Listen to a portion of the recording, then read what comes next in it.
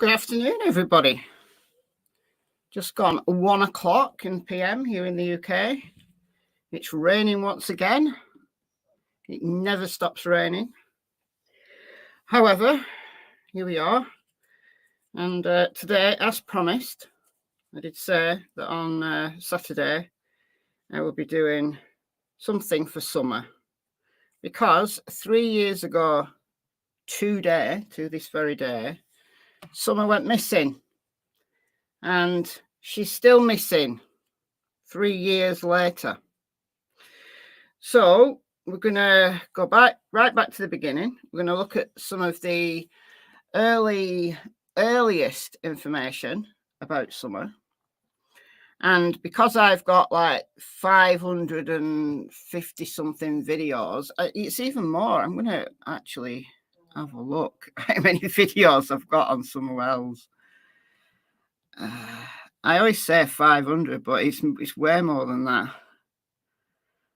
Hold on. 590 videos. Can you believe that? Can you believe that? 590 videos. So it's insane. It's insane just how many videos I've got on Summer Wells. I'll show you. Hold on.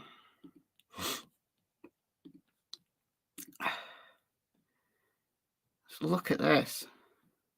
So all in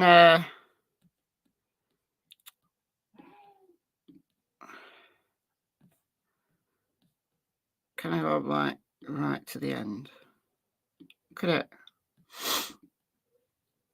I mean, oh, I'm gonna sneeze. Allergies are still bad. Allergies are still bad. I did the first one about 2 weeks after Summer disappeared. And I just carried on making Summer Wells videos. And I've gone through probably every theory, every person connected to the case. And still none the wiser. Been right back to the beginning numerous times. And still nothing. We're still waiting for that break in the case. We're still waiting for that break in the case, as are the TBI. So did everybody see the TBI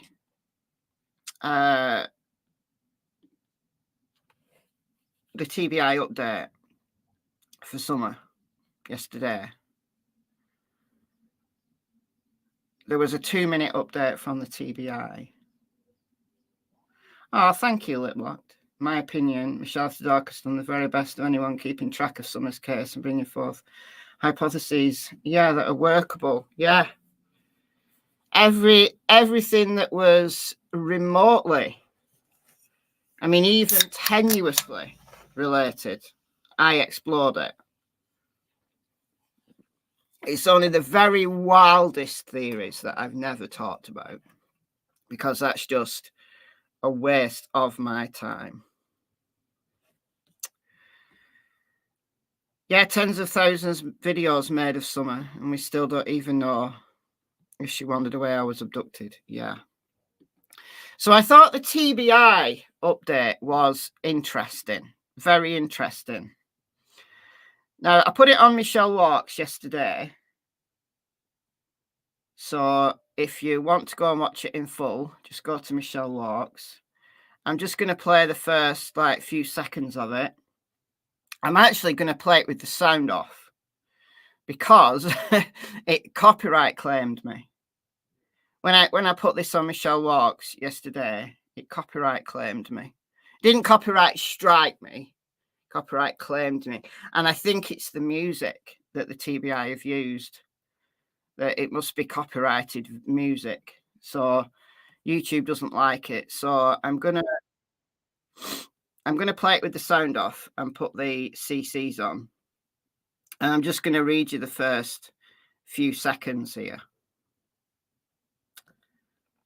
Okay. All right. So this is Josh Melton, and he's the Assistant Director of the TBI, of the Criminal Investigation Division. And he says, we don't have any evidence to this case to know, to be sure, whether or not Summer was abducted or whether or not she walked away from her home and became lost. It's really important for us not to focus on our efforts on just two of the... Hold on. It's important for us not to focus all our efforts on just one of those two problems, two issues, two hypotheses. What's interesting about that?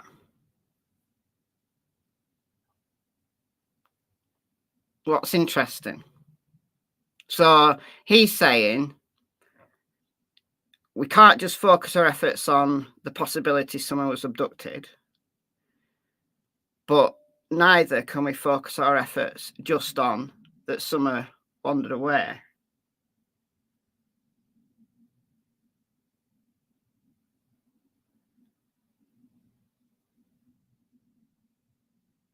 Yeah.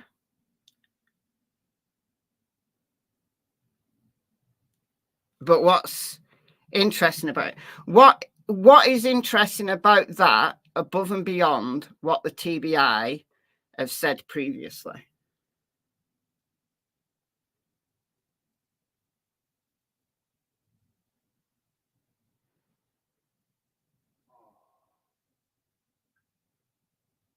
Cool. Thank you.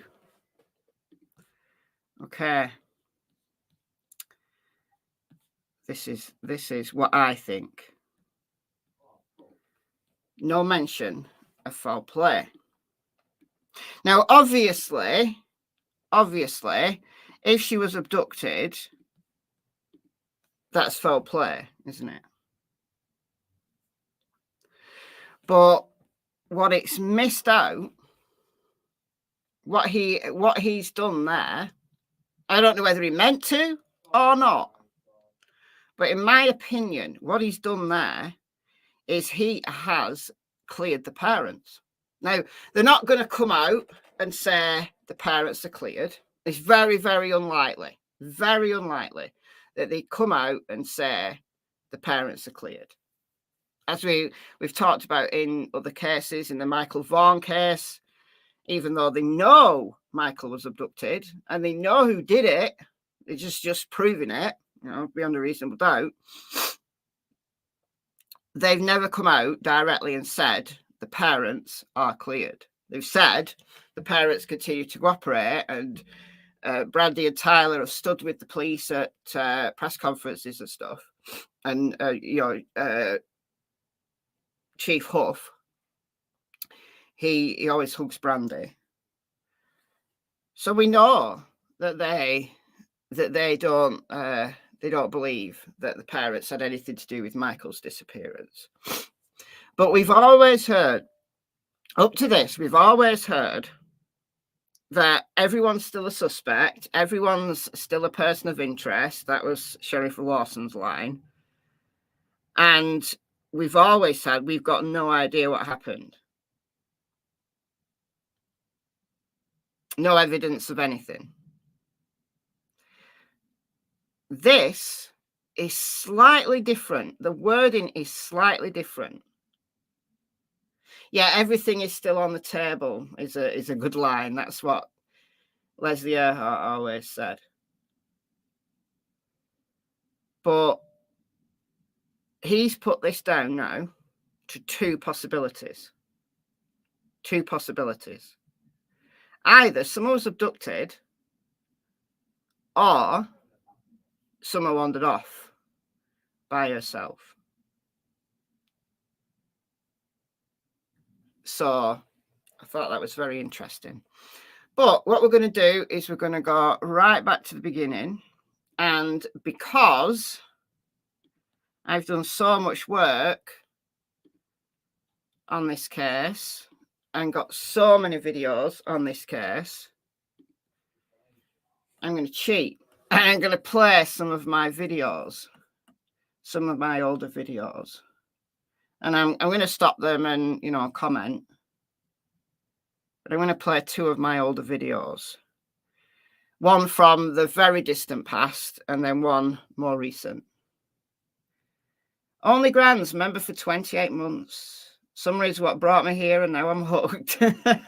Well, you're definitely an OG being a member for 28 months. Is the red truck the key? We don't know, even if the red truck's got any relevance whatsoever to anything. I'm just going to check to see if the TBI haven't put anything on their website today. No. So the last update up to yesterday was June 14th of last year.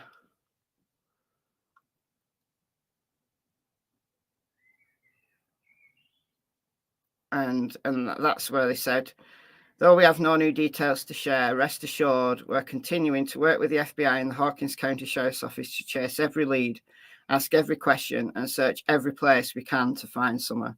We won't stop until we have answers.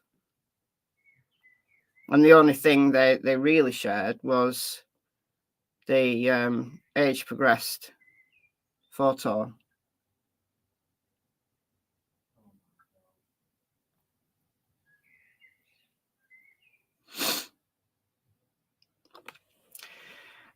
Do I see any significance in the fact that it's the Criminal Investigation Division speaking to us this year rather than the Public Information Office? Not necessarily. I think there's people from the criminal side of the TBI who've spoken before. I think the criminal investigation people have worked on this case because they've got absolutely, you know, they've no evidence of anything. So they've got to assume it's criminal. So they work the case, even though it's not technically a criminal investigation. They work the case as if it was, so that they don't miss anything. Because if at some point in the future they had to bring a case against someone, they have to make sure that the case has been investigated to, you know, a sufficient standard that they could bring that case.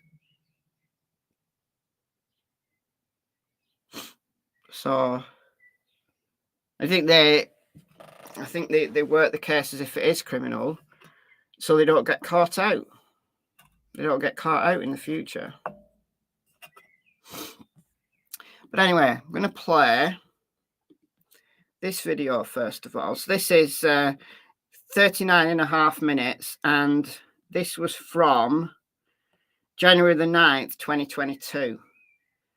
So Summer had been missing for, what, 7 months, nearly. So 6.5 months at this point, or nearly 7 months when I made this. And it goes right back to the beginning. And I spent many hours editing this. Did you see there was a fire at the Warriors Path Horse stables? I did see that.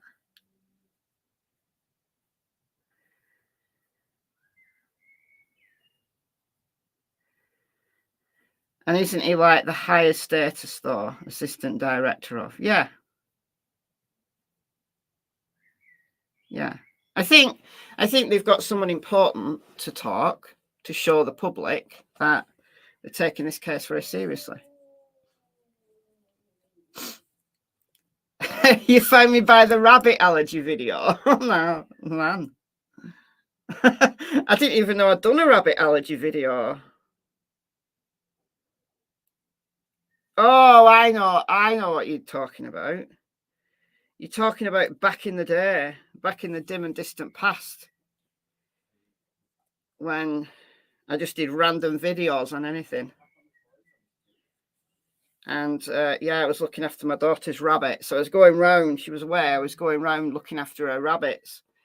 And I was I was having to put like a mask on, and oh, it was ridiculous, so that I could breathe. Is Hunter 18 yet? Yeah, he will be, because he's 15. He was 15 when this happened, so he will be 18 now. I think a case can be classified as a cold case after 3 years. Yeah, they tend to classify a cold case when every lead has been exhausted and they're not getting any new leads in. That's the definition of a cold case. So that could happen after 6 months, or it could happen after 5 years. You know, it's not a time thing. It's a state of the case thing.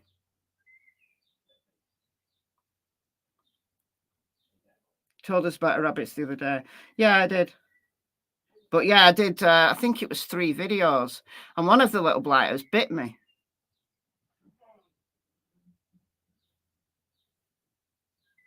I'll share that. I'll do a members live. I'll do a fun members live, and we can watch the videos together. Oh no! I think they're still actually on Michelle Walks. I don't think they're private. All right. So this 7 months into the video, 7 months into the case. So I put this together. She was just gone, the Summerwells story. So it takes us right back to the beginning with a little bit of classy editing. So we're going to watch this together. I'm going to watch the chat. And if you've got questions, whether it's about the beginning of the case or whether it's about now in the case, then I'll stop and comment. What's that shouting? That's Kyle playing video games in the next room. So once I start playing this video, I'll mute my mic unless I need to speak so that you don't hear him. I did warn him, so you might not hear any swear words, but you might hear the occasional shouting. He's not been able to go to the gym because the entire town's shut, like the town where the gym is, the entire town's shut. I don't know why. It's probably some like race or something going through. Like they do like a massive cycle race once a year. They do a big run. Hold on. Kyle.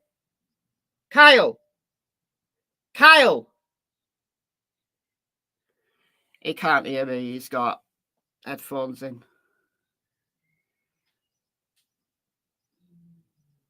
So it's hard not to shout and play video games, yeah.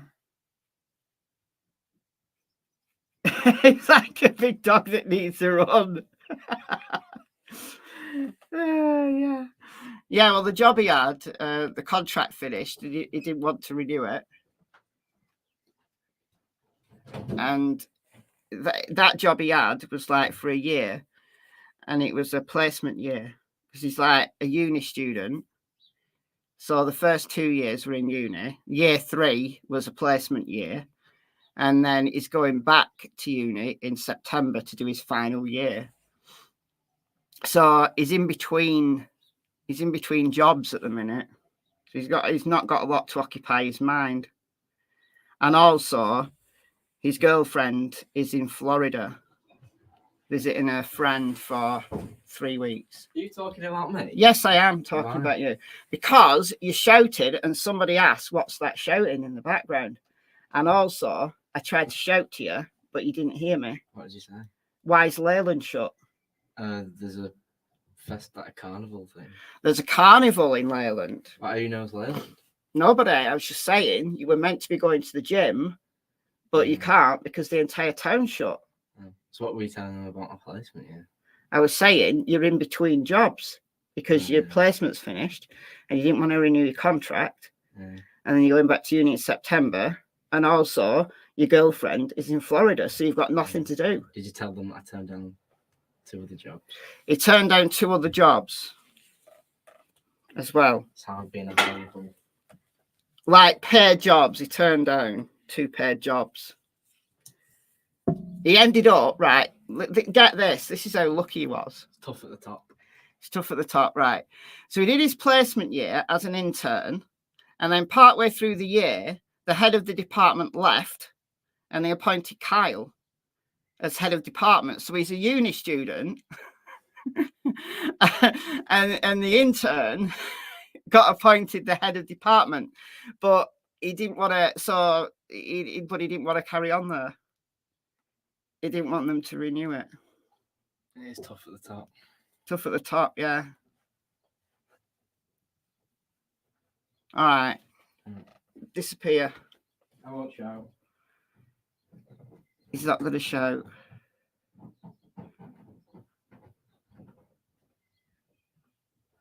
And then he got offered a job. So the head of department that left, that Kyle took the job off, had gone working at a different club, and he offered Kyle a job as his assistant, like paid job, and he turned it down at a better club, like a much better club. He turned it down because he wanted to concentrate on his uni. But he's got all this summer to freewheel, and he's bored. He's bored. All right, I'm going to play this. He's going back to Greece on Tuesday, though. He's going back to Greece with his friends. So his girlfriend went to Greece with him. They got back. She went to Florida. So Kyle's had a week and a bit where he's bored. And then he's going back to Greece with his friends for a week. Anyway. All right. I digress.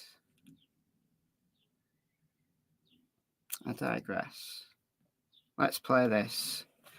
Turn my volume up. So, like I said, a little bit of fancy editing. All of the links are in this video. So all the links are in this video. So I've just put a link to the video that I'm going to play in the description box. But all the links to the clips that I play in this video are in the description box of that video, if that makes any sense whatsoever. So all the credits are there. All right, let's start.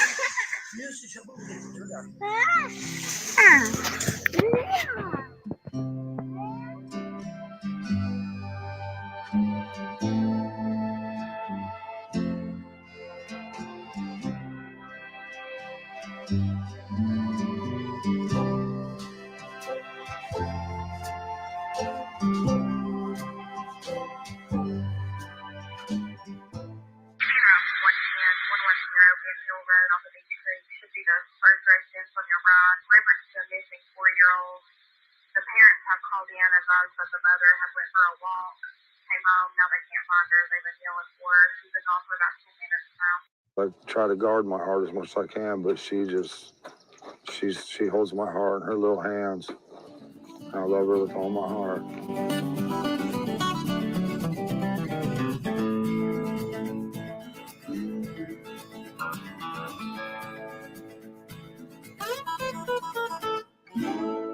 This is breaking news from News Channel 11. tonight, emergency crews from around Hawkins County have converged on this rural community near Church Hill. They're looking for 4-year-old Summer Wells. Sheriff Ronnie Lawson said she was last seen walking from her home on Ben Hill Road off Beach Creek Road, not far from here, around 7 tonight. She was last seen wearing a pink shirt and grey shorts. First responders are searching on the ground.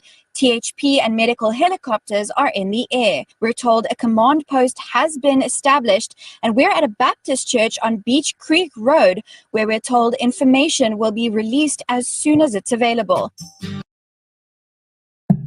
Okay, so that's the first report from WJHL.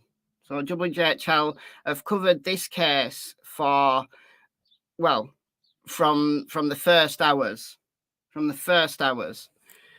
And that's Bianca Murray from WJHL there in the night as the search got going for Summer. And there's a lot been said about the mistakes in the first reporting, but that's not unusual. So first of all, they said that she was last seen at 7 p.m, which can't possibly be true because the 911 call came in at 6:26 and the dispatch was a shade after 6:30. So that was wrong. Her age, they got her age wrong. Said she was 4, not 5. Said she was wearing shorts. She wasn't. She was wearing pants. So it's not unusual. It's not unusual that they get details wrong because, like, the law enforcement are trying to gather information, and then the media are trying to gather information from a case, from a situation that is chaotic at that time.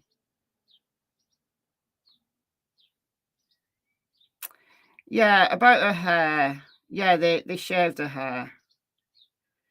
I think it's because she had lice. Now, the parents have said she tried to shave her own head and she ended up with, a very strange haircut, so they just shaved it all off to start again.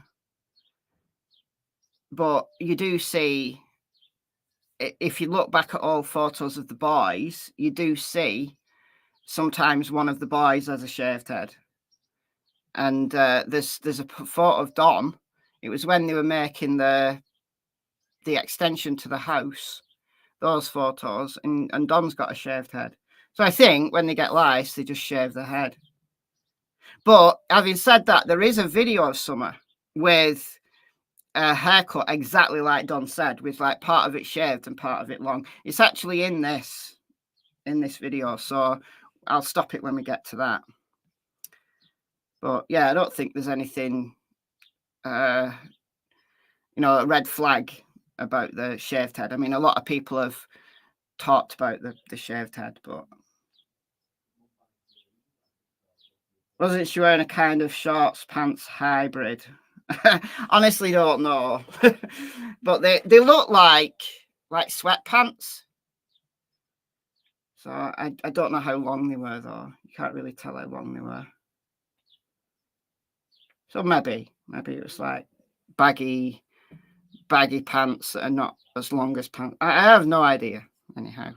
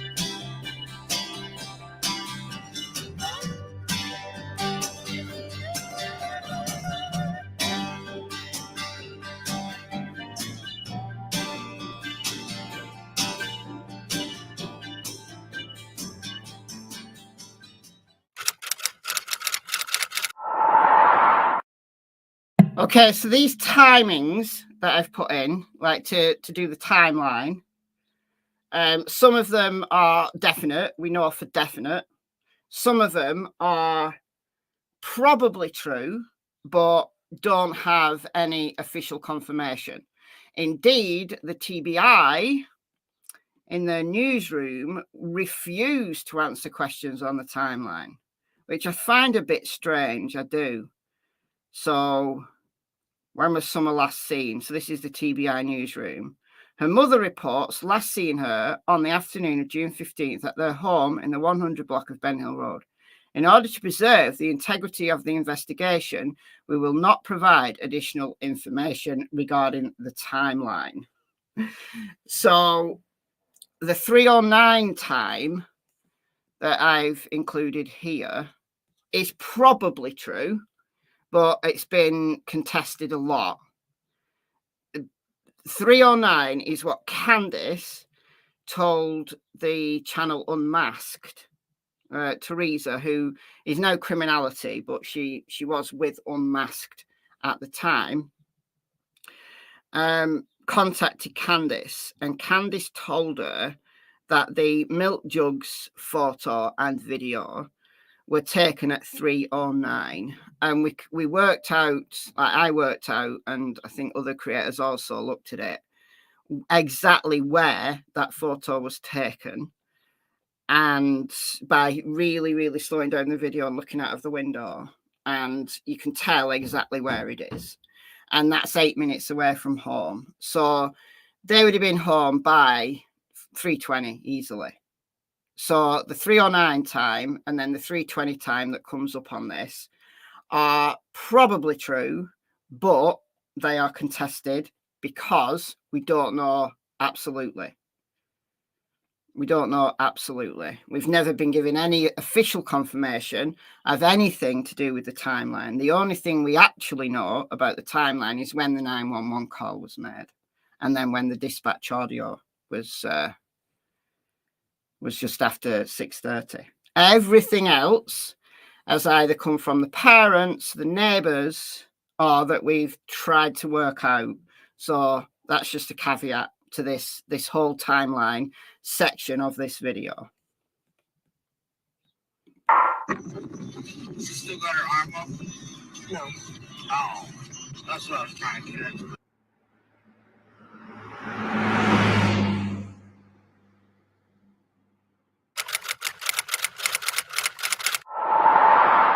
From what my wife has told me and stuff, you know, her and her mother and Summer were planting flowers. We went in after we got done washing our hands, and she got a piece of candy from Grandma, and she wanted to go back over and see her brothers. And I said, okay. And I walked her all the way over to the porch, and I watched her walk into the kitchen where the boys were watching TV. And I told the boys, I said, watch Summer, I'll be back. And within 2 minutes, I came back, and I asked the boys where their sister was, and they said, she went downstairs, Mom, to play with her toys in the playroom. I said, okay. And I yelled downstairs for her a couple times, and I didn't get no answer, which was unusual because usually she always answers me. And so I went down there to check, and she was nowhere in sight. She was just gone. Where the main house is, Candace's mother also lives on the property in a trailer. It's kind of like a camper trailer that you pull, I believe. And that camper trailer is probably about 30, 40 foot from the main house. It's separated by a driveway. They had been swimming earlier that day, and they got home and they were planting flowers. And Summer wanted to go inside her house and play. So Candace watched Summer walk from the camper into the front door. A few minutes later, I think so maybe like 20 minutes later, she came in looking for Summer, and the boys told Candace that Summer was down in the basement. Candace went down there, and Summer was gone. She went out. Okay, so the time has always been an issue. So the story is that Candice and Grandma and Summer were putting little cactuses in pots outside of Grandma's trailer, which is, I would say it's no more than 30 feet. from the front door. It's right there on the other side of the driveway. So the pots, putting these little cactuses in pots, that was it. So they didn't do that straight away as they came home. Again, we've got no knowledge whatsoever of anything. After they got home, which I would imagine would have been by 3:20, the story about the planting flowers, I don't think they got home and just started planting flowers. I think, from what Candice told Chris McDonough, they put some shopping away that they got, and then Grandma was sitting on the camper steps and Candice saw her, and then they started planting flowers. But we've also had, and it's not in this video because it hadn't happened yet, there was one interview with Grandma. Ansley Daniel from WJHL interviewed Grandma, and Grandma said that she'd gone in for a nap. So we don't know how long the nap was. We don't know whether the planting flowers happened before or after the nap. So the 3 hours between them getting home and the 911 call is all up in the air. We've no idea, and TBI won't help us at all because they refuse to answer any questions about the timeline. So we just have to assume.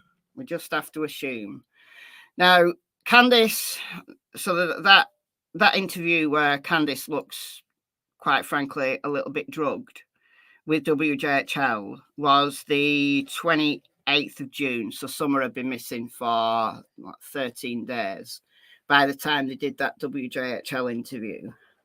Although Candice had spoken off camera to WJHL and gave a slightly different story than the one that she gave when she was on camera. So it's always been highly suspicious about what actually happened in those 3 hours. And I think the vast majority of speculation and theories online have been about what happened in those 3 hours. But we don't know. We can only go from what might have happened, which is a problem. But anyway, so in that interview on WJHL, Candice said that she was at the camper for 2 minutes, just 2 minutes. Summer had gone over to play with her brothers in the house, and Candice was helping Grandma put on her knee brace because she got a dodgy knee. And then she went back to the camp. She went back from the camper to the house, and Summer had gone. Then she told Chris McDonough, which should have been in July 2021, that maybe she was 5 minutes, possibly 10 minutes. And then David Dotson, who's a family friend from the church, was interviewed by Unmasked, and he said it was probably 20 minutes. Now, obviously, he wasn't there, so maybe he just made up that time, or maybe Candice told him that. Again, we don't know. We can only go from the things that people are telling us. Now, look, I've got I probably couldn't tell you. Like, if I was doing something and then I was, just minding my own business, and then somebody asked me to estimate how long that task had taken, I would have no clue. I'd probably be able to differentiate between 2 minutes and an hour, but how long I was actually doing it, I'd probably go, I don't know, a few minutes. So I don't think it's crucial. The thing is, I think Candice, whatever Candice was doing, I think she had no idea what time someone actually went missing. I've always said, like from reasonably early on, I've said I think Candice was asleep. I think when Grandma went for a nap, so did Candice. And I think Summer and the boys were minding their own business, doing their own thing. And then when Candice woke up, Summer was gone. So I think that Candice was asleep. And I think that the reason why she doesn't know, or the reason why she's very vague and why she's changed her story sometimes, is because she genuinely does not know when Summer actually went missing. And also there was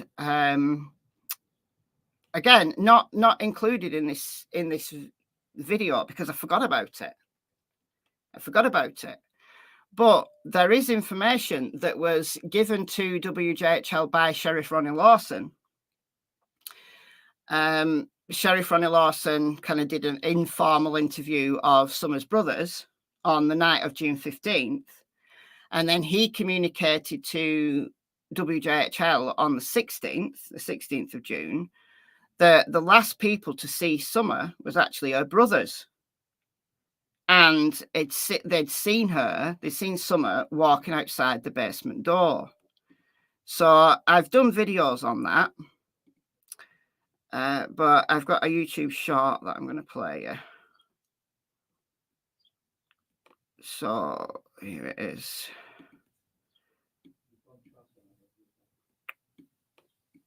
Sorry, to go right back to the beginning. On the 16th of June, WJHL reported that the sheriff had heard from Summer's siblings that the last time she was seen was going outside of the basement door. Going outside of the basement door. How would Summer's brothers know that she was going outside of the basement door if A, they weren't in the basement, or B, they weren't already outside? Do you see what I'm seeing? Somebody is lying. Somebody's lying, guys. Who's lying? Summer Wells. Okay. Now, according to Candace's story, when she went in after putting the knee brace on, like, came back into the house from Grandma's camper, the 3 boys were sat at the kitchen table playing video games or watching Minecraft or on YouTube or something. They were at the kitchen table. Now, there's no way that you can see the basement door from the kitchen table because it's the basement door. The basement is downstairs. So the kitchen's upstairs on the ground level, and then the basement is underneath. So if they actually saw Summer going out of the basement door, they either had to be in the basement or they had to be outside. So I think the boys were telling the truth. I think the boys were looking after Summer. And maybe they weren't paying as close attention as they should have done. However, they were only aged 12, 11 and 9 at the time Summer disappeared. So I'm not blaming the boys in any way, shape or form. I'm just not. Exactly. They also told Jodie Sue they last saw Summer on the swing set. That the word swing set was used. Now, the rope swing, Summer swing, I wouldn't call that a swing set, but could have been that swing. So I think the boys were outside. I think the boys were outside and Summer was outside. Candice was inside asleep. Grandma was in her camper. So the kids were just having fun. And why shouldn't they? Why shouldn't they? But Summer, however she got down that hill, she disappeared. And I think that's why the cops have concluded that either Summer wandered off on her own or she was abducted. Probably both, honestly. She probably wandered off the hill to go and play. And maybe an opportunist who knew Summer. I don't think that she was abducted by a stranger. I think it's someone who knows Summer. I've always said that if she was abducted, I don't think it's a stranger, because that hill is, you can't tell kids live there from the road. You're not going to be hanging around that property on the off chance that you're going to be able to grab Summer. I think it was an opportune moment, and I think it's someone who knows that property. But the cops can't exclude the possibility that there might be no crime whatsoever. So, what about the cave near the waterfall? Oh, that's right at the bottom of Ben Hill Road. The waterfall, the property with the waterfall. That was for sale. And presumably someone's bought that now. But yeah, there's a 200 and something acre property right down the bottom of Ben Hill Road, and it's got waterfalls and everything. So yeah, she could have gone down there. Anyhow, let's carry on with this. The basement door, the door was unlocked. Did they tell you if the basement door was open or closed or locked or? They told me it was locked, and the children even told me that it was locked. And we'd get on them a lot, and so you can't do that, but it just, you know, we'd always find it open a lot of times and stuff. But she's never left there. She might be on the other side of the house, because I went out there before and called for her, and she come out from behind the house, because she just has to be outside. She's an outside type of person, you know. That was her, unfortunately, her downfall. Because a lot of times the boys would be inside, and we'd be like, "Where's Summer? Why'd you leave her out there alone? You know, go get Summer now." You know, and that's happened over and over again. And we'd come out, and she would always be close by, but we was always coming up. She had to be outside. She was an outdoor person. Okay, so the things that Donna said about Summer are the reason why I think she wandered off. I think maybe she wandered. They didn't know that she would wander away. They've been adamant, absolutely adamant, that Summer never wandered off the hill. But kids do the darndest things. There's always a first time. And there have been people who've come out and said Summer did wander. She did wander off the hill. And why shouldn't she? She lives on an 11-acre property. You know, you can go down the hill to the creek. That's still on the property. It's just down the hill on the opposite side to Ben Hill Road. Why shouldn't she go down there? Right? It's her property. It's her backyard. But if she was down there and someone spotted her who, you know, knew that property and was passing by and saw Summer, they could have easily grabbed her. Easily grabbed her.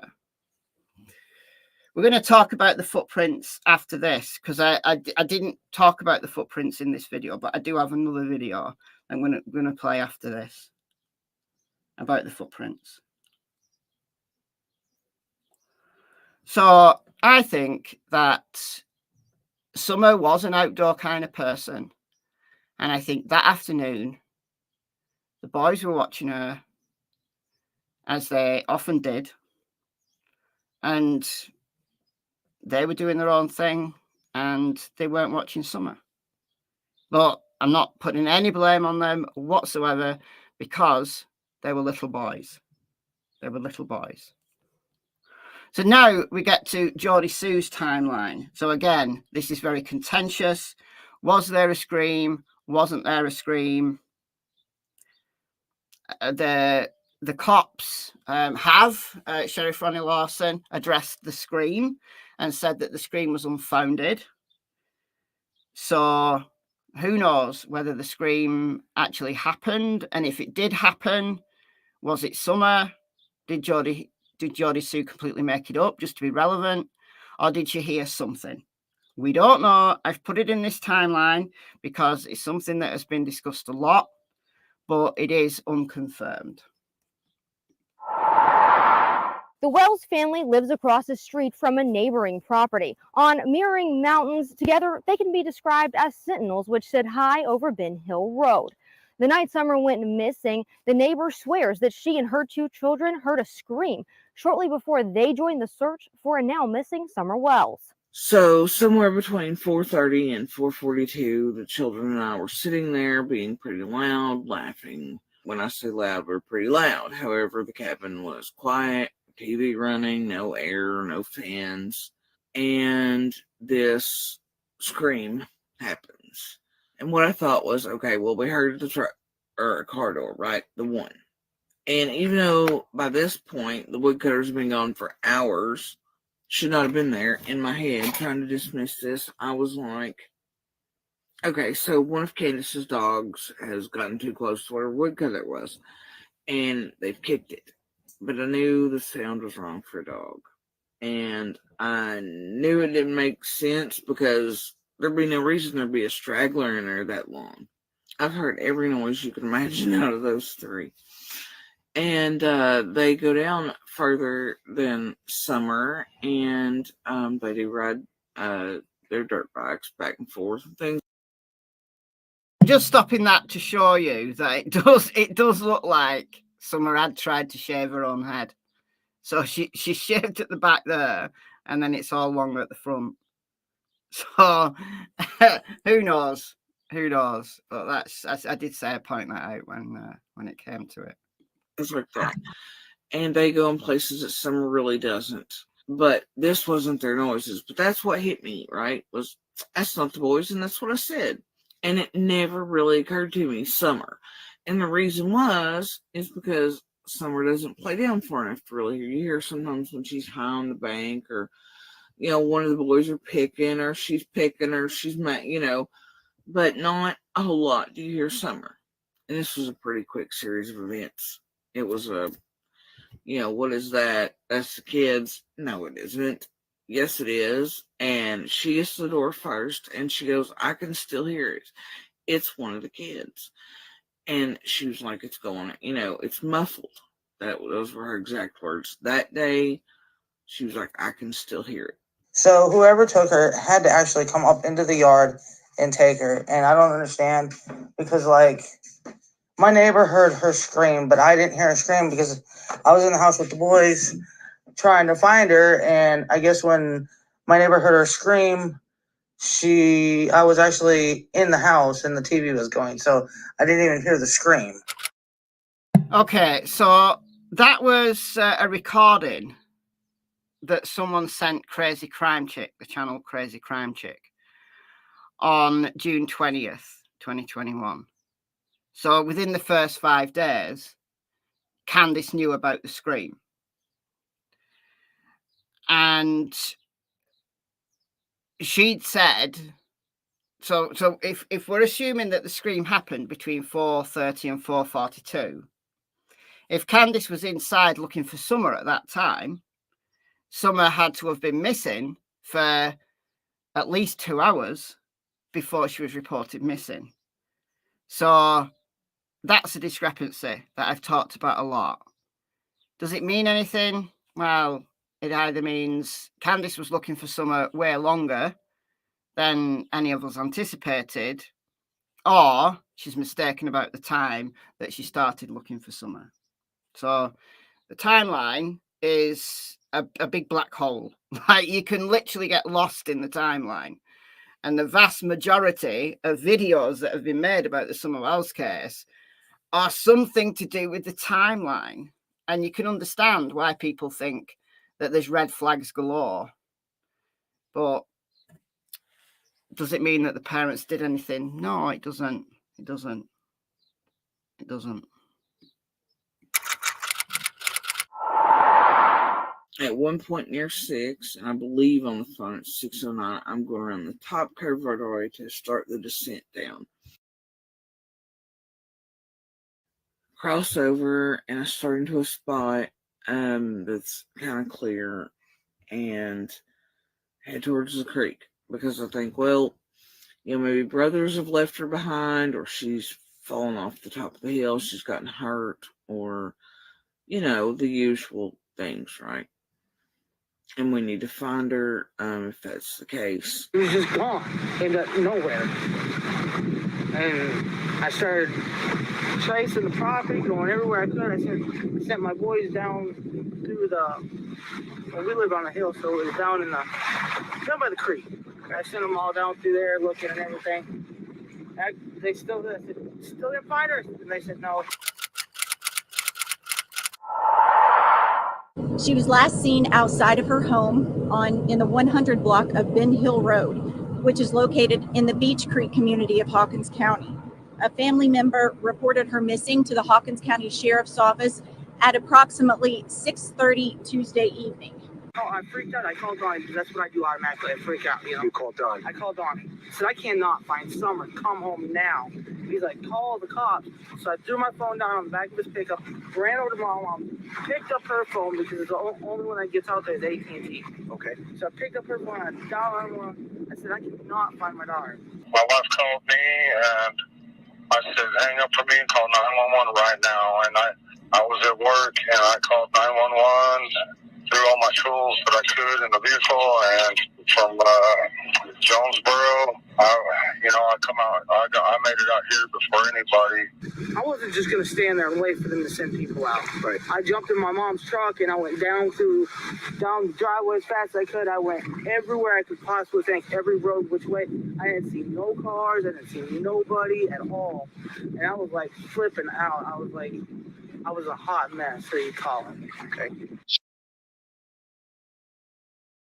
So we've got a question here, 3 of cats. The question is, Michelle, why do you feel so strongly that it? Why I feel strongly that the parents didn't do anything that caused Summer's disappearance, not directly, that they didn't murder her or cover up an accident or something like that, is because these people are not criminal masterminds, and they would have left some evidence behind. There's no way that they could have cleaned up a murder or a death, hidden a body, and there to be absolutely no evidence of it. Now, for the first month, I thought Summer had been abducted.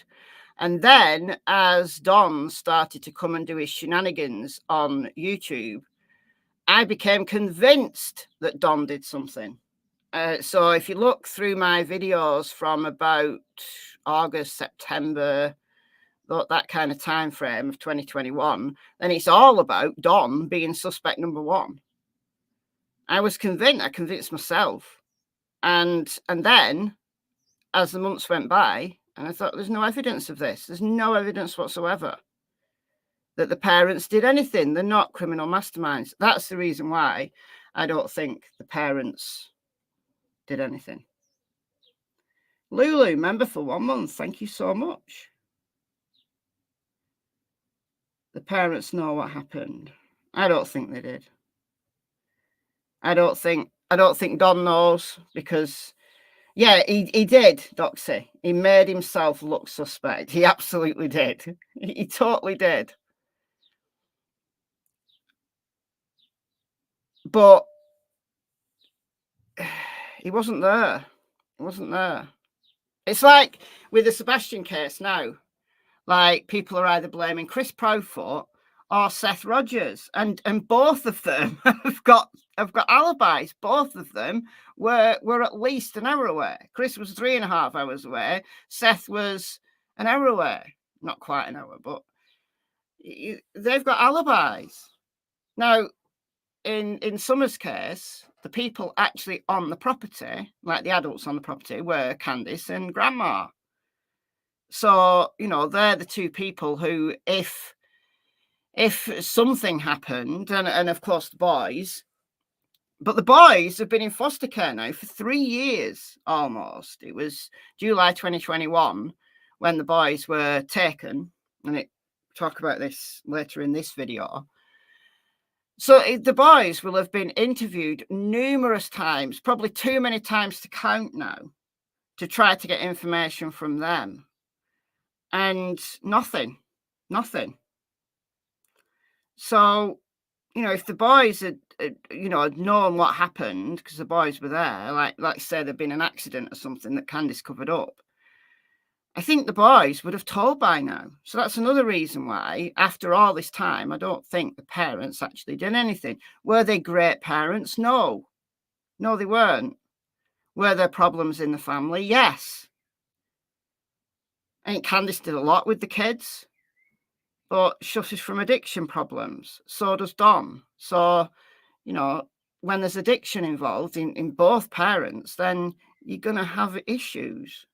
So I don't think they were the best parents in the world. They're probably not the worst ever parents in the world either, though. There's way worse parents than Don and Candice Wells, believe it or not. Look at Adam Montgomery. Look at Adam Montgomery. Now, that's the definition of a bad parent. But Don and Candice Wells, no, not great parents, but not the worst in the world either. And I think Candice has probably information that she's never told, certainly not to the public. But I think it's around her having no clue what happened. I think Candice, like I said, I think Candice was asleep. Or she was just not paying attention. And she has no idea how long Summer had been gone. That's my opinion, though. So what time did you get there? Do you remember? I thought it was 5:30, but the 911 call says 6:30, 6:26 is when the first call come in. And that could have well be. Sometimes I work till sunset, you know. Being around 110 Ben Hill Road off of Beach Creek should be the first residence on your right. Reference to a missing 4-year-old. The parents have called in and advised that the mother had went for a walk, came home. Now they can't find her. They've been yelling for her. She's been gone for about 10 minutes now. And on the dispatch audio, it says that she'd only been gone for 10 minutes. So the 911 call, Don made one that would have been from Washington County on his way home from work. And Candice also made a 911 call. So let's say 6:26. So 10 minutes from 6:26 is 6:16. So what they're trying to say, that Summer had already been missing from like 6:15. We know that's not true. We know absolutely 100% that's not true. Especially if you believe Jodie Sue. Because Jodie Sue says that 6:09, she was heading down her driveway to go and meet Andy at the bottom, her then partner. And she could hear them shouting for Summer. But my personal opinion is Summer had been gone far longer than either Jodie Sue realised at the time, or that Candice told Don and that Candice told law enforcement. I think she could have been gone 2 hours. And she could have been far away by then. Especially if someone picked her up. She'd have been far away out of the area. So that's another discrepancy that I've talked about a lot, because it's crucial. It's crucial to know how long she'd actually been missing. And that's the thing. I think Candice has been very economical with the story there. So there we go. I was taking pictures at my little girl's dance recital. It wasn't actually the recital, it was the practice for the dance recital, and we had a big backdrop, and I had my fancy camera, and I was getting pictures of all of her classmates, all of her the kids in the class, in the dance class, and I saw my phone bzz, bzz, bzz, and it was Candice, and she was calling me on FaceTime, and of course I couldn't answer because I was taking pictures. What time was it? Well, dance class starts at 6, so it was probably around 6:30 or 7, I would imagine. And I went down the hill by the creek in that little 4-wheel drive Subaru. I went straight down there to the creek, and I seen the boys down there, and they know not to travel alone. They was together, and I seen my neighbor walking around, and I knew my heart just sank right there. I just knew it, that somebody took her. She would never leave from up of the, around the house there. No way. What about the boys? What were they doing when you saw them down there by the shed? Well, they weren't by the shed. They was down they were, if you look down where the power lines are, you can see where the tree service has cleared all this out, all the way, both ways for power lines. Okay. I'm just going to stop that there at that shot, because just up there, not a steep hill, but just up there, that's Simpson Road. That's Simpson Road right there. And the footprints that we're going to talk about when I show you the second video were at the back end of Simpson Road, like off Simpson Road, but high up on a ridge. So we'll get to the footprints when we get to the footprints, but I'm just pointing out because that's a perfect shot to show you how easy it is. Now, obviously, this foliage is quite long, but if you wanted to get up to Simpson Road, very easy walk up there. And if Summer had come down the hill, and let's just take it back. I went straight down there to the creek, and I seen the boys down there, and they know not to travel alone. They was together, and I see my neighbor. No, you can't really see it for the sun, but there's a cutting. All of these kind of cuttings in the trees, they're kept clear because there's power lines. So this is the shallow side of the hill. So people saying that, oh, Summer wouldn't have gone down the hill because it's too steep and blah, blah, blah. Actually, this side, so this is the opposite side of the hill to Ben Hill Road, is very shallow. So you can just literally walk down there to the creek. There's a creek and a field that's owned by the Wells. And why wouldn't Summer go down playing down there? I'd have loved for my backyard to be like this. This is the kind of place that I used to play when I was Summer's age. Maybe a little bit older than Summer, maybe about 7. I started to go off in the fields. My mother had no idea. My mother had no idea where I was. I was riding around the fields at age 6 or 7 with teenagers, like on the back of their dirt bikes. That's what I was doing, and my mother had no idea. She thought I was at my friend's house, who was literally down the road. No, I was out in the fields with teenagers, and to this day, she's no idea. I fell off a bike once. I've always hated motorbikes since then. It was like a dirt bike, like a trail bike, and I fell off. I wasn't hurt at all, but it did scare me. But yeah, so Summer could have walked down here, been playing around this creek here, and someone saw her because Beach Creek Road is just there. You've just seen Don come from it. Beach Creek Road is just there. If someone was passing by, someone could easily have grabbed her from here and no one would have known. Or if she'd walked up Simpson Road, somebody could have grabbed her from there. Michelle was a rebel. I wasn't. I just like being outside. That's why I like Summer is like my spirit animal. She's exactly like I was when I was her age. Like had to be outside and in the fields. And I'm still like that. That's where I go. So it's really sad.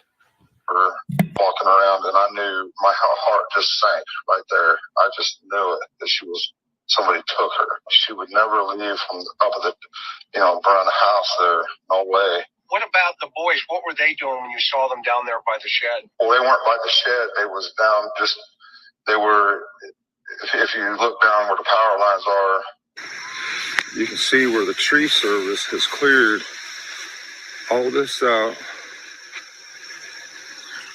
All the way, both ways for power lines. Okay. All the way up to that house up there. She called me maybe 5 times on FaceTime, and I didn't answer to any of them. They were looking, walking around looking for Summer. I just knew she was gone. I get a call from a friend of mine, David Dotson. I get a call from him, and he said, Candace has been trying to call you. And I said, I know, I saw it. I wasn't able to answer. What's up? He goes, Summer is missing. And I was like, oh my goodness. I think she interrupted that call and she called me.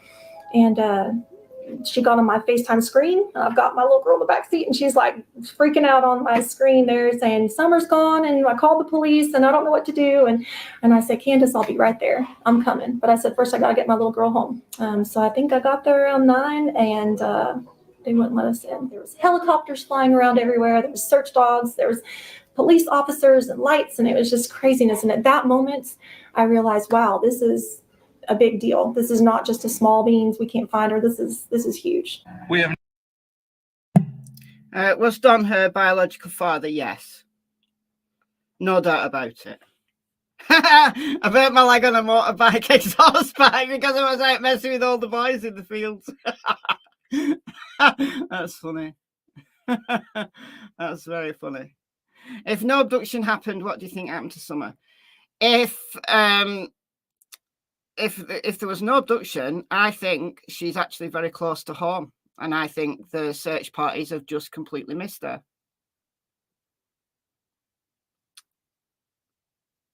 So now utilized 106 agencies spanning from Tennessee, Ohio, Virginia, Alabama, Georgia, and North Carolina, assisting in these search efforts. Numerous specialized search and rescue groups with numerous canine teams have been represented from each of these agencies. We have covered over 4.6 square miles, with that being over 3,000 acres being searched since Tuesday night when she was reported missing. The rugged mountainous terrain continues to cause problems. This has slowed search operations down in these areas, but please be rest assured, while incurring these conditions, we are still searching with an aggressive approach with extreme attention to detail. Every time a helicopter fucking stopped, every time it would fly the same fucking path and be targeted in, wondering if it was their fucking body, if it was evidence. Although the area around Ben Hill Road in the Beach Creek community seems much quieter than what it did this time last month, authorities and search crews assure that people are still out looking for Summer Wells. David Rader is the director for EquiSearch Midwest, a volunteer-based nonprofit search group out of Texas and Ohio. Rader stresses the importance of the public not being involved in the search and not disclosing exact locations of search crews, not only because of safety due to the terrain, but also because it could hinder the investigation. We can't have people stating that we were on this road at this specific spot, because then at that point in time when we mark it off that nothing's there, it's a possibility somebody could move her or evidence to that area. Something echoed by the agents with the TBI leading the investigation. There could be a criminal aspect and something happened to her. And in order for us to work that investigation, there are just some things that we're not able to share with the public. Tonight, more than 5 months after an Amber Alert was issued for Hawkins County 5-year-old Summer Wells, teams were back in the Beach Creek community to resume their search efforts. TBI posted these pictures you're seeing here on Twitter earlier today, showing that large-scale search with crews walking and flying above the area. Crews from about a dozen agencies. So that was in November, like late November, early December. They came back and they did a 2-day search when all of the foliage had died down, but they covered the same areas. And when I show you the second video I'm going to show you, we'll talk about that more, because I really hone in on that. But yeah, they came back when all the foliage had died off and still didn't locate any evidence or anything. But if she did wander off, she could easily have been outside of the search area. 4.5 square miles is about, it's not even 2 miles, like radius of Ben Hill Road. It's like between 1.5 and 2 miles. 4.5 square miles. So it's not that far, and she could easily have walked outside of the search area, and they've just missed her. But it's such rugged terrain that it would be very, very easy. Look how small she was. So if this wasn't an abduction, then I think she's still there. She's on that mountain somewhere.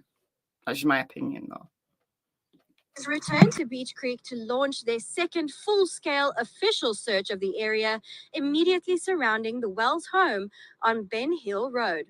This time of year, after the frost and the leaves were off the trees, we could see better and do a more detailed search.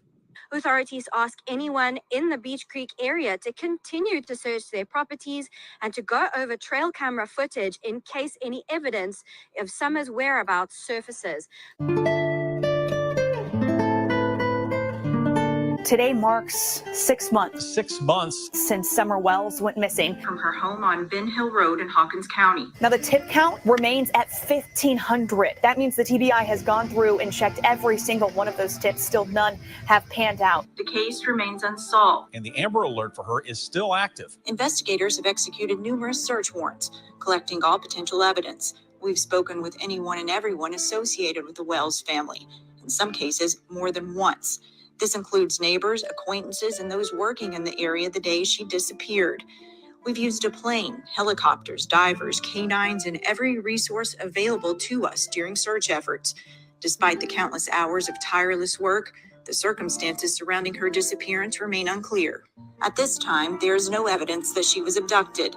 However, all avenues continue to be explored, including foul play and the very real possibility that she wandered off and became lost in the mountainous and rough terrain surrounding her home.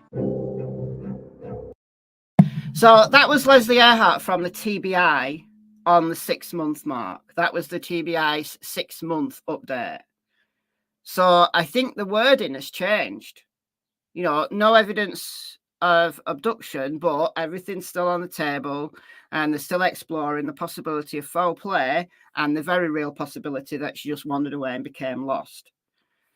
The update from the TBI yesterday was highlighting 2 possibilities. So no mention of foul play, other than they're not just going to assume that she was abducted, but likewise, they're not going to assume that she wandered off. Both of those things are still in play. So the wording's changed subtly, but I think importantly. So the TBI are now working 2 angles. Either she wandered off and became lost and she's still out there somewhere, and maybe somewhere in the future, a bone will be found that DNA analysis will reveal is Summers, sadly, and I really hope that doesn't happen, or she was abducted. And if she was abducted, there is a possibility, however slim, that she's still alive. You think she drowned? She could have done. I don't think she drowned in the swimming hole. I think she made it home. Now, all the ponds and stuff that they came across during the search were investigated. But again, if she went outside the search area, then she could have drowned. She could have done. She could be at the bottom of the pond. No, I don't think she drowned at the swimming hole. I really don't think she drowned at the swimming hole. No. She made it home. She made it home. Her brother saw her. She made it home.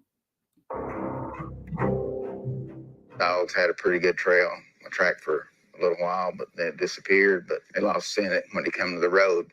And sometimes canines, they will lose the scent when it changes different type, where they maybe went from the gravel to the pavement. We don't know.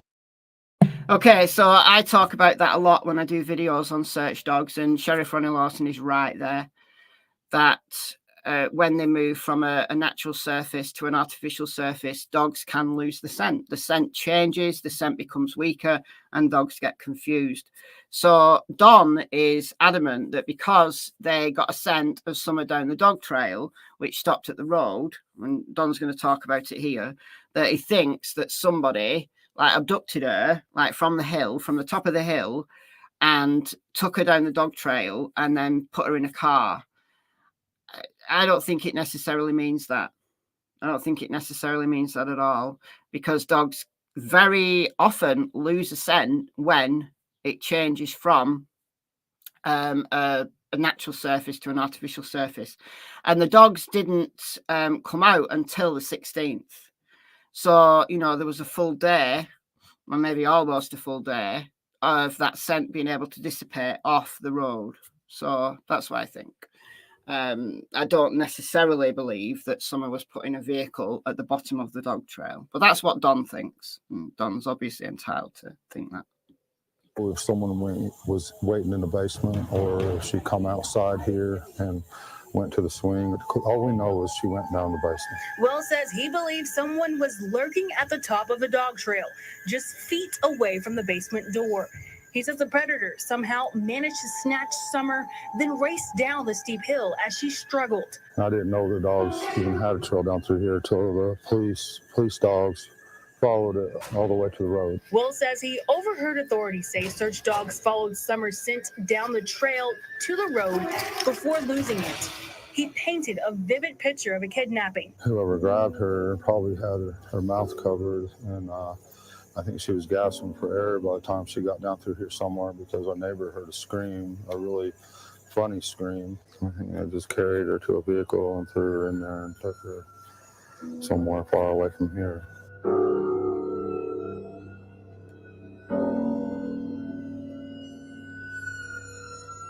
How many dogs do you have here on the property? About? Honestly, I don't know, because people just keep dropping them off. Hi. I know. Okay. I probably have seen maybe 5 or 6 dogs. Did they bark at you when you went on the property? We've taken the family food and everything, and we've gone to visit with them. And they'll as we're pulling up the drive, a couple of dogs will run up there, just kind of start barking and everything. Last week, we told you the Department of Children's Services was involved in the Summer Wells investigation. Over the weekend, Summer's father, Don, confirmed on the J is for Justice podcast that their other children had been removed from the home. The rumor is that they were taken out of the home. Were they taken from you guys? Were they? Oh, no. Yesterday? A couple days ago. He didn't sound hopeful. He sounded very depressed. And he confirmed that the boys were in fact taken a couple days prior. They come at me and said I had somebody, either posing or said they had the inside scoop with CBI and that they knew that I sold my daughter for drugs. And I flipped out. I believed that stuff. I believed it. Then I flipped out. I started drinking and everything else. That's why they took our kids. Don Wells was initially arrested Saturday on several charges, including driving under the influence. While in court for hearing on those charges this morning, Wells was arrested for violation probation. Following his arrest, Wells approached the podium. He told the judge he wasn't sure how he could keep up with the court expenses along with maintaining child support for his sons. At one point, he said the blood work from Saturday night's arrest would, quote, tell all, and added that he could possibly represent himself, but then he asked for a court-appointed attorney. He also mentioned that he had been doing some, quote, YouTube things to help try and find his daughter. He then told the judge that he was going through a lot of things and a lot of heartache and would, quote, plead mercy from the court. Boyd appointed Wells a public defender and reset this hearing until February 6th at 1 p.m. to await the blood results from his DUI arrest on Saturday. New tonight at 5, Candace Bly, the mother of missing Rogersville 5-year-old Summer Wells, released a statement explaining her reasons for walking out during an appearance with Dr. Phil and the behavior panel. Now, according to a statement from Bly, just before the Wells family's appearance on the Dr. Phil show, she said she walked away from the interview with that behavioral panel hired by Dr. Phil for the segments after she believed that they became confrontational. The Wells' recent trip to LA to film for Dr. Phil brought up a lot of pain from the months their daughter went missing. Just brought up a lot of emotion, very emotional. We are alone. Well, it seems like alone when you ain't got your kids. You realize Summer is somewhere that she's probably doesn't want to be, probably locked up or being hurt in some way. And when we're there on that beautiful beach and our daughter is who knows where. Have you ever encountered anything like this in your career? To this magnitude, no. I've been through a lot in the last 44 years. Seen a lot, investigated a lot. This is one of the top ones. The magnitude also spreading to social media and content creation on YouTube, oftentimes allowing rumors to spread. Majority of it's been a hindrance because a lot of the information that we get is the same information that we've went over time after time after time. It seems like Don is really concerned about the public's perception of Candace coming off of the Dr. Phil interview. In the first on-camera interview with Don Wells after that Dr. Phil appearance. But then he did say something interesting about her friend. But I tried to drill in on that a little bit. Well, what do you mean? What friends are you talking about? What kind of friends did Candace have? What do you mean? And he sort of shut it down pretty quickly. Okay, so that's Brian Entin from News Nation. So after the Dr. Phil interview, so it was aired in November. I think it was filmed in October, but it aired in November of 2021. And Candice walked off, like the interview with the behaviour panel. And the behaviour panel concluded, it was actually just two of the behaviour panel. So it was Scott and Greg who interviewed Don.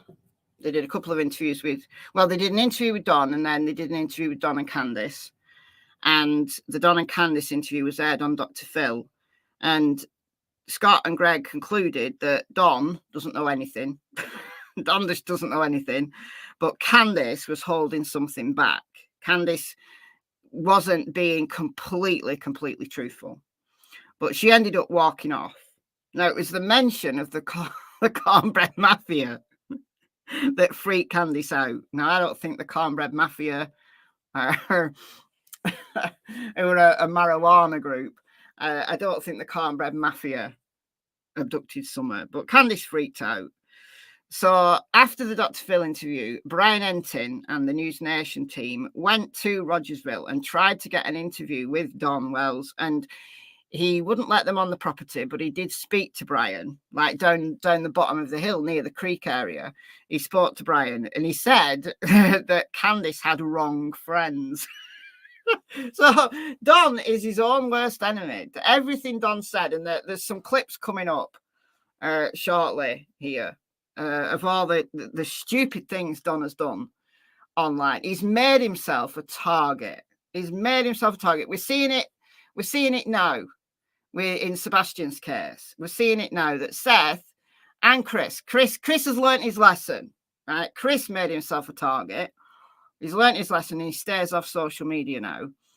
But Seth has made himself a target by being angry. But Don just takes the cake for, the amount of stupid stuff that he said. And you can't blame people for thinking he's suspicious for all of the stuff that he said. But yeah, Candice's wrong friends. That was funny. Candice made a mistake by having wrong friends. So, was it a friend of Candice? Was that something else she was holding back, that maybe she knew who'd been on the property or near the property? Possibly. I mean, the possibility of a stranger abduction in that location is possible. Anything's possible, but it is pretty rural.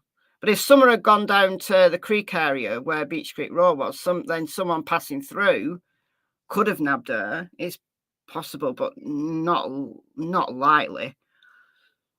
I think if she was abducted, she was more likely abducted by someone she knew, or someone loosely connected with the family, someone in the local area. But yeah, he's not done himself any favours whatsoever, hasn't Don. But the behaviour panel said that, in their opinion, Don was innocent, didn't know anything. But Candice, perhaps she knew more. And I concur. Candalee, member for 25 months. Good morning to you. Thank you. It's a long time. That is a long time. One of the OGs. Entin also sat down with Hawkins County Sheriff Ronnie Lawson. I asked him, do you believe that Don and Candice are involved? And he said, we're not ruling anyone out at this point. People are digging for clues on their own, behind their computer screens at home. But the most interesting and different thing with this case that I don't think I've ever seen before is the way the family has been interacting with these social media sleuths and YouTubers. I have to stay off the YouTube thing, or be very careful about if I do anything on YouTube from now on, because, I have lost. So this was November. This interview was November 2021. Did Don stay off YouTube? No, he didn't. No, he didn't. He stayed off now for quite a while. I haven't seen Don on YouTube for quite a while. But yeah, he didn't. The classic clip is coming up. in a second. You know, I've got 7 alibis. That clip's coming up. Dear me. Dear me. But Brian Entin interviewed Sheriff Ronnie Lawson, and it was to Brian Entin that Sheriff Ronnie Lawson confirmed that both Don and Candice and Grandma had all passed polygraphs. So I don't set much stock in polygraphs. However, it's just worth noting that the sheriff did confirm what Don and Candice had said, that they did pass polygraphs. So the sheriff did confirm that. Control. I've done stupid things, and for that I apologize. Right? Welcome. Good to see you. Holy crap. Is that one of the apostles? A long time. Do what I asked you to do, please. Don, you know better. You know where you were, Don. There's no more pleading with a dirty fucker like this from now on. There is no more pleading with someone like this. It's turned into a whole new game, and in my mind, all that pleading is over with. That no more. Don, can I ask you a question? I'm not pleading with some sorry son of a bitch like that. Is the reason that you're not Yeah, going? you can ask me a question. Is the reason that you're not going to plead or haven't been is because you know Summer's not coming home? No, I don't know nothing. I have 7 alibis. What? If not more. Baby, don't break my door. Come on. Really? Well, you were at work. Come on. Don't break the door. Open it then. You dumb. Oh, you're gonna call me a dumb. You break my fucking door. You dumb. Here.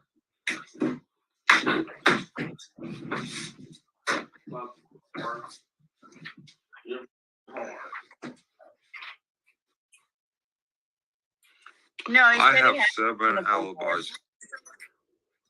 I have 7 alibis. Candace ain't got none. She's going down. You were at work. Right? Yep. Yep. And they've always said you were at work. Yep. And then Plus, I have a good friend named Starlink. My buddy named Starlink. And, yeah, Starlink.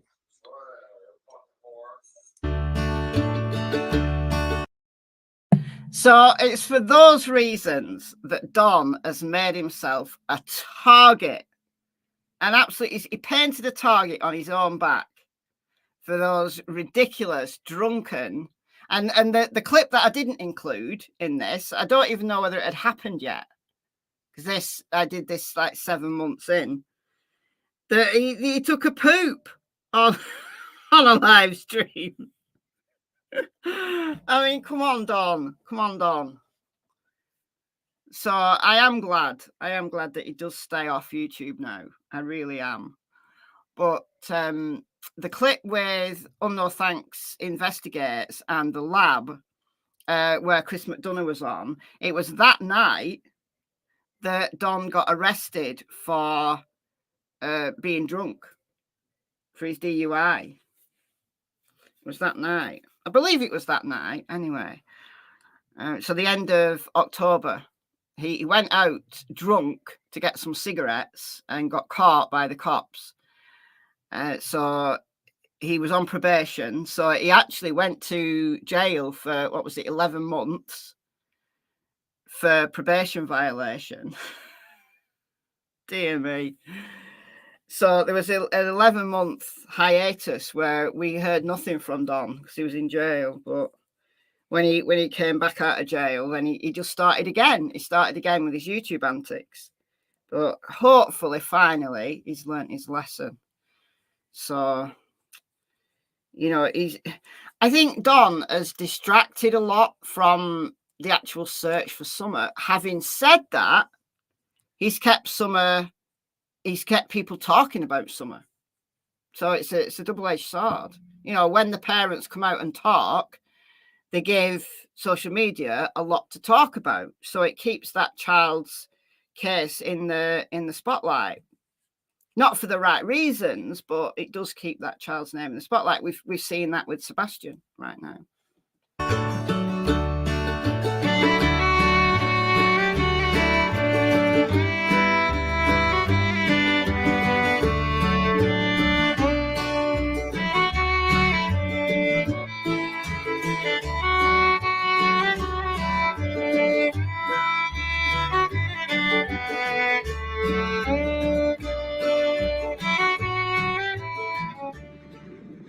It makes no sense.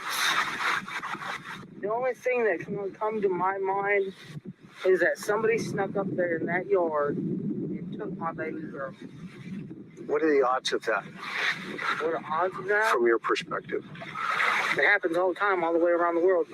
I'm not questioning that it happens. I'm just asking you from your perspective, in your property, living up there as long as you have, Candace, right? What are the odds that happened? Take a guess. 50-50. Me and Candace know for a fact that Summer was abducted. Can you share with me why you know for a fact or how you know? Well, the reason that I know is because I know my wife, and I know what kind of emotions and the heartbreak that she's been going through, and the way everything happened when she called me. Have police given you any information on that or anything pointing to that? No. What would be the 50% that it didn't happen? What are the other possibilities? I have no idea. Okay. Could she have walked away and fallen? Knowing my daughter? Yeah. No.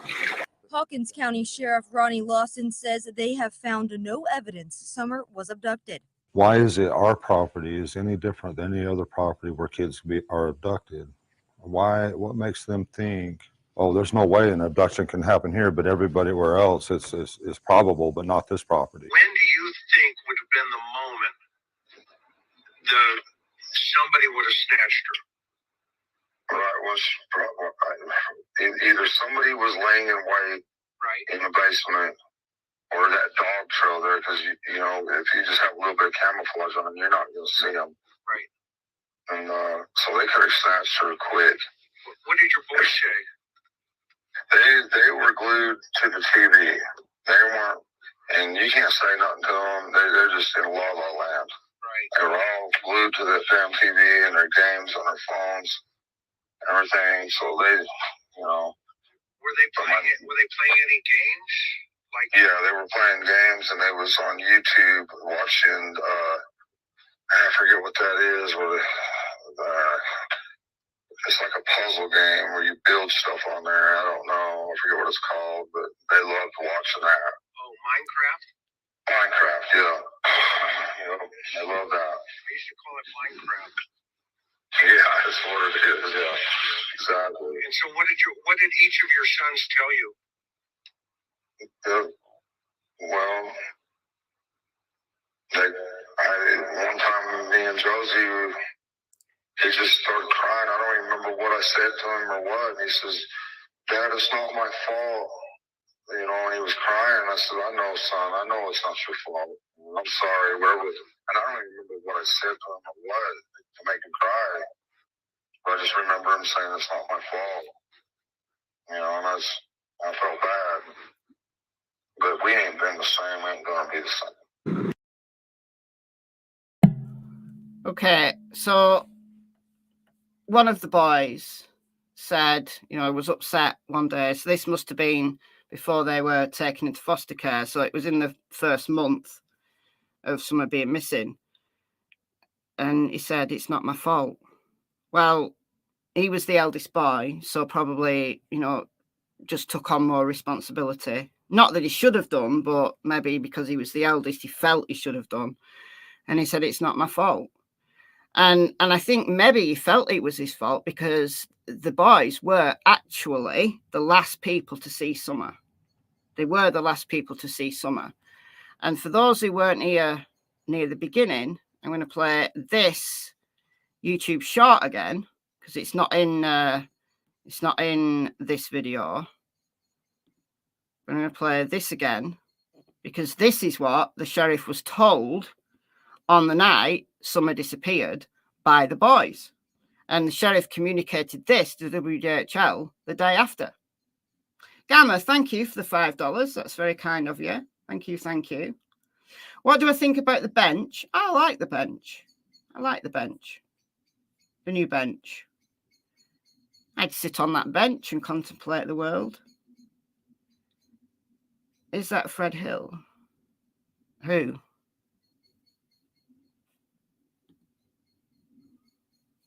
No, Fred's not in this.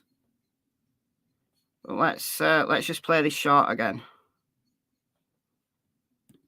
Sometimes it's necessary to go right back to the beginning. On the 16th of June, WJHL reported that the sheriff had heard from Summer's siblings that the last time she was seen was going outside of the basement door. Going outside of the basement door. How would Summer's brothers know that she was going outside of the basement door if A, they weren't in the basement, or B, they weren't already outside? Do you see what I'm seeing? Somebody is lying. Somebody's lying. Who's lying? Someone. Okay, so the reason why I wanted to keep that in mind is that either the boys were lying to the sheriff, which I don't believe. I don't believe the boys lied to the sheriff, or Candice is lying that they weren't sitting at that table. Maybe they were at some point sitting at that table. Maybe that's Candice's memory, but it's not true. Summer was last seen outside of her home. That's the words of TBI have always used. Summer was last seen outside of her home. And the sheriff told WJHL on the 16th of June, 2021, that the boys saw Summer leaving the basement door. So she'd gone outside. But the only way the boys could see her going out the basement door is either they had to be in the basement, not at the kitchen table, or they were outside. They can't see the basement door from the kitchen table. So we got to make sure that we remember that. Got to remember that. Yeah, Fred Hill and Ziggy got married, yeah. Marriage made in heaven. In my heart, I believe. Now, this is just the way I feel. I respect that. Totally respect that. I feel that somebody has got her hid out somewhere. Okay. And is keeping her away from us. Help me understand why that's in your heart. Okay, first off, I didn't know how many sex offenders lived around me that were only 8 minutes from my property.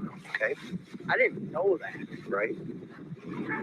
And another, my daughter never goes out into the woods because we've taught her there's dangerous snakes, there's bears, there's packs of dogs, there's coyotes, there's everything magical out there in the woods that can hurt you. Okay. I've even taught my boys that. Okay.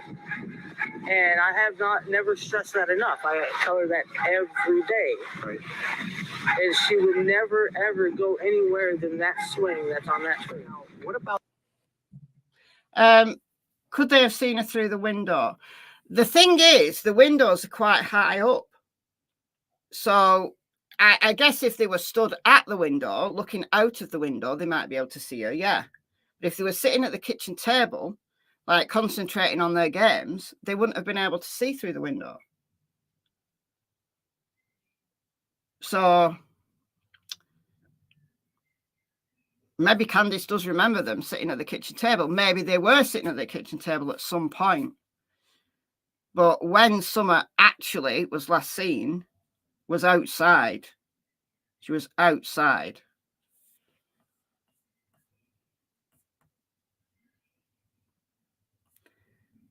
So, yeah, Fred and Ziggy did get married. He's not in jail anymore. He's out on probation. How did you miss that Ziggy married Fred Hill? I don't know. They've been married a while now. Yeah, I did a video on it that they couldn't have seen her from the kitchen table. you wouldn't be able to see somebody out the window. So you'd have to literally stand up and go to the window, I think, to be able to see somebody, because the windows are high up on the house.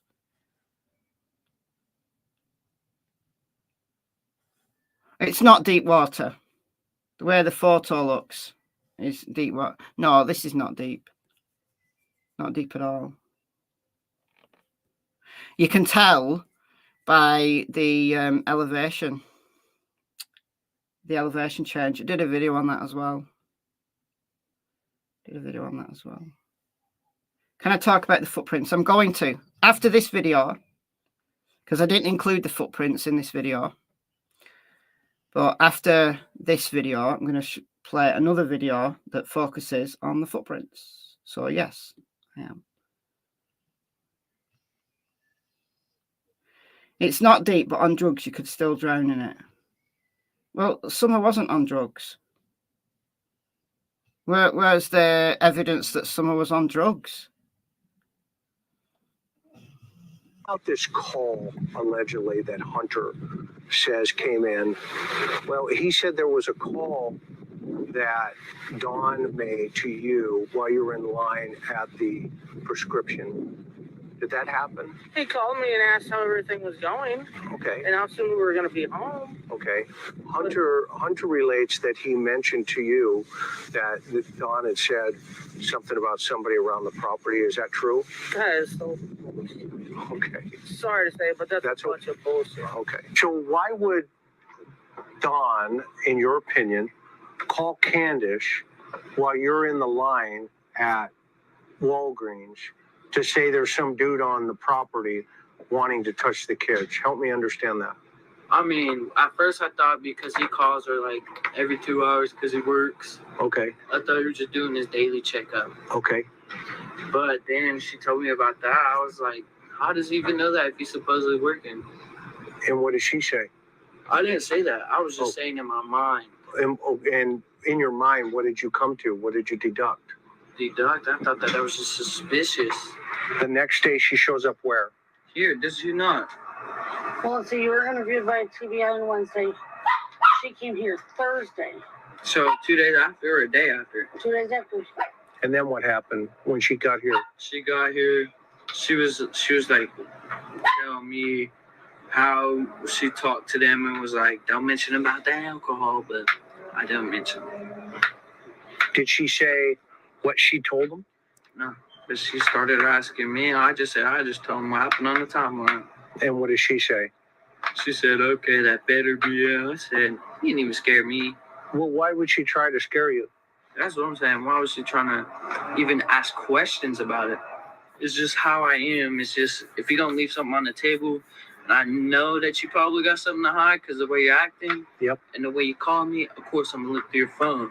Sure. So she goes through her car, goes on the other side. I act like I'm grabbing my phone because they're just about the same. Right. So you play it like. So I put mine where hers was. Got it. And so I grabbed her phone. And see, I'm good with tech. I know where everything. No, Ali died, sadly. Ali died. Yeah, the stable's burnt down, yeah, yesterday.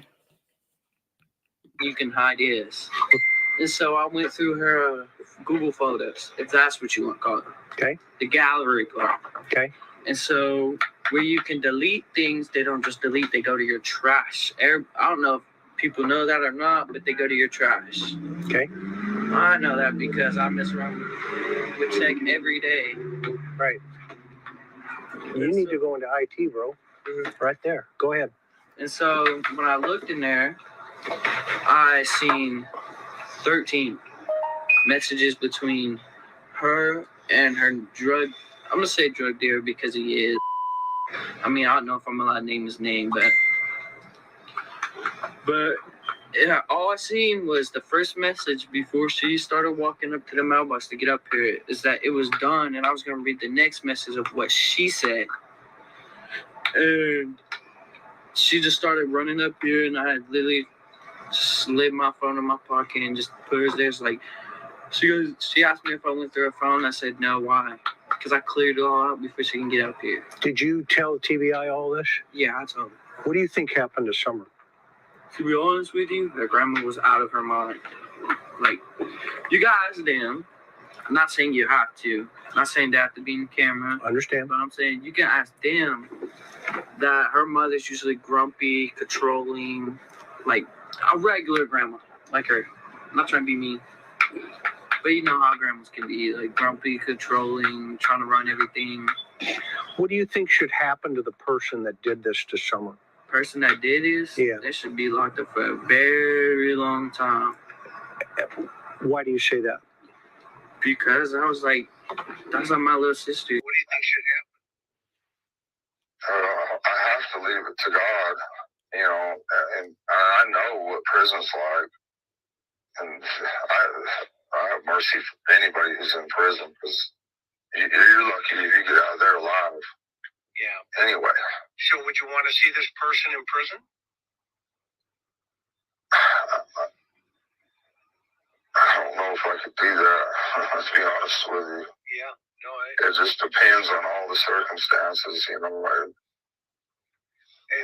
What if it was an accident?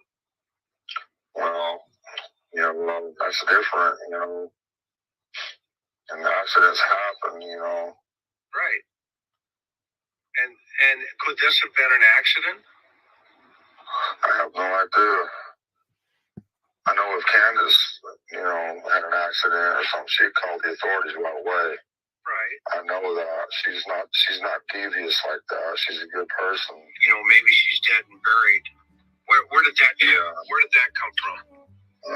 Because the dream that I had, I'll just go ahead and tell you, I was at a construction site, but this was a commercial construction site. I haven't been commercial since I left Houston, but this had these real big steel studs in it, and the day was just it was more beautiful than any day I've ever seen in my life.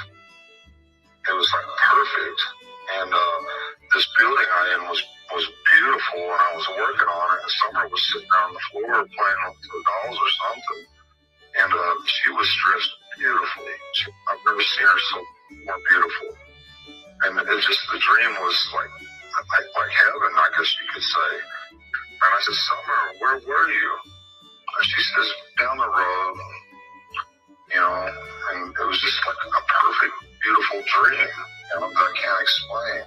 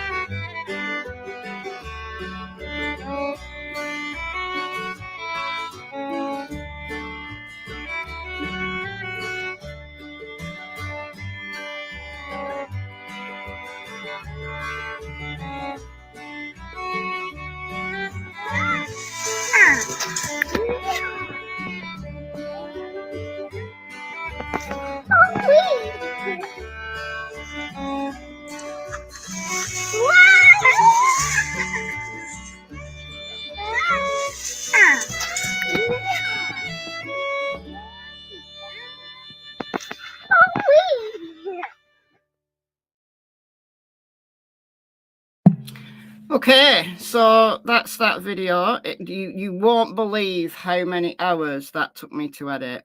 An awful long time. An awful long time. If anybody wants to go and watch it again without my commentary, then I've put the link in the chat there. But you can also just go to the description box for the replay viewers, and the link to this is in the description box as well.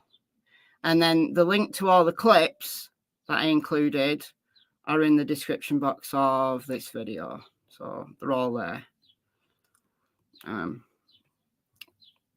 Even the tunes. I've even put the tunes in. So, right, we're going to move on now to another video, which I should grab. 1 second. There we go. Let me just fire this up. Okay, so this one is more recent. This one is from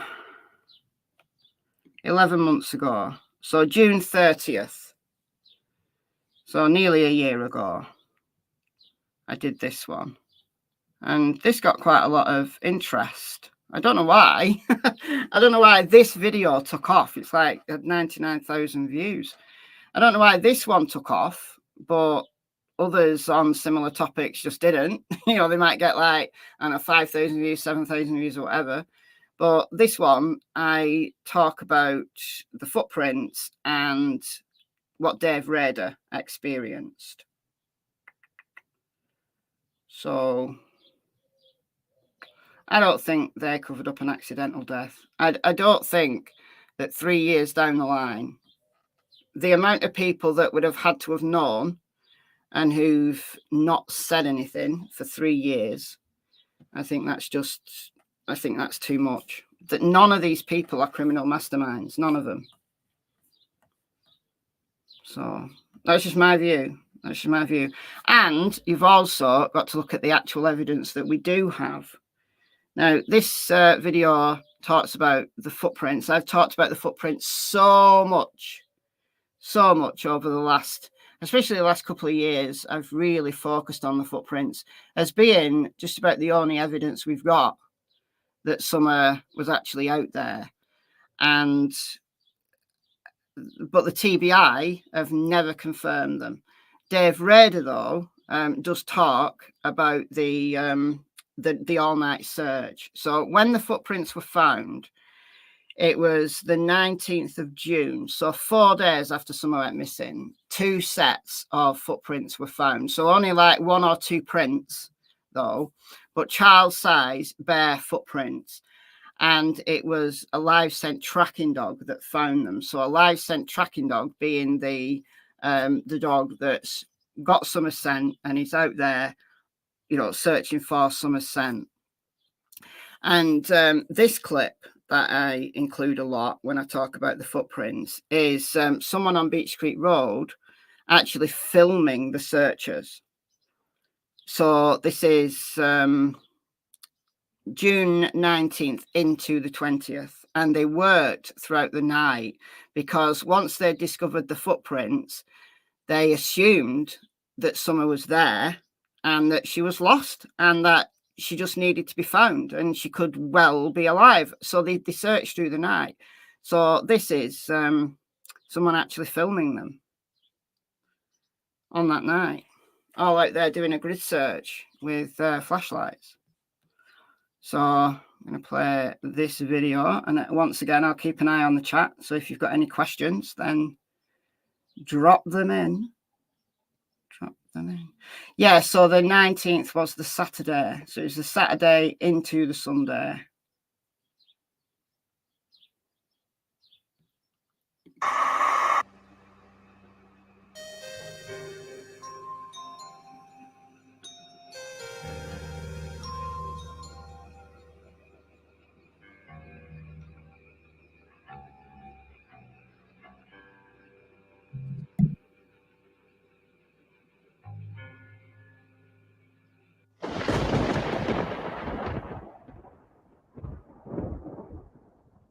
Good morning, everyone. My name is Michelle. I hope you're doing well. Welcome to another video.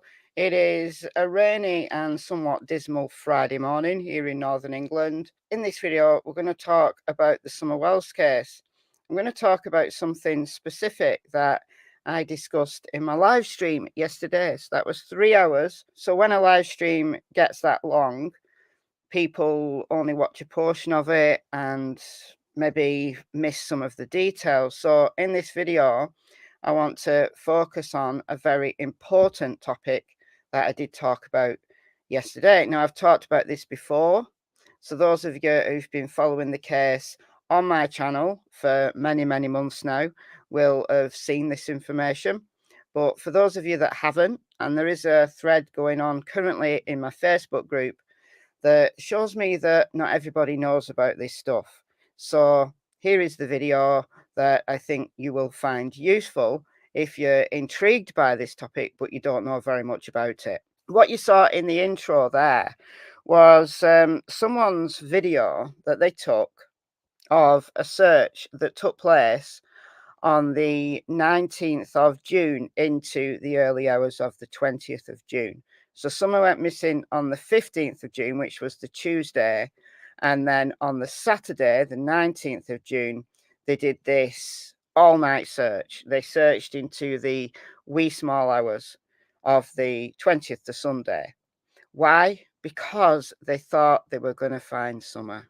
They were convinced they were going to find Summer on that night. Why? Because a search dog had hit on a set of child-size barefooted footprints. These were on Mr. Phillips' land. His address is Beech Creek Road, but his woods go back and they kind of join to the properties that are on the backside of Simpson Road. Mr. Phillips, in the very early days of the case, came on social media and talked about it.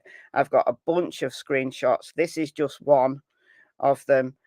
He ended up taking them down because people were attacking him, because people were doing what they do best or worst, the worst of the internet. They just started attacking him. So he took them down. But people had already screenshot them. So thankfully, we do have evidence of what Mr. Phillips talked about. And he said live scent tracking dogs who were tracking Summer scent found some child-size barefooted footprints on his land, but also on his neighbour's land. And we know that that was Mary Sexton's land. I'm going to show you a map of that area. And for those into the genealogy of Beech Creek, I've got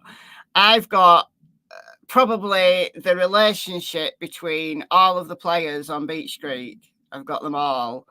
But Mary Sexton, her maiden name was Mary Gold. And Mary Gold was the sister of William Gold. The William Gold was the wife of Donwell's mother. No, the husband of Donwell's mother. It was actually her third husband. But William Gold was the guy who owned Ben Hill Road. When he died in 2007, Don's mother inherited the property. And then eventually, after she died, Don inherited the property. So Mary lives on Simpson Road, and she is the sister of William Gold. And Mary died, very old lady. Mary died in 2022, I think. Maybe 2022 or 2023. The time has just gone, but Mary's no longer with us. These are the leggings. Yeah, they've got a big hole in them now, those leggings. I still wear them. They've just got a big hole in them. And I don't exactly know what I was doing with the dogs. I don't know. I don't know what I was doing. I can't remember what I was doing.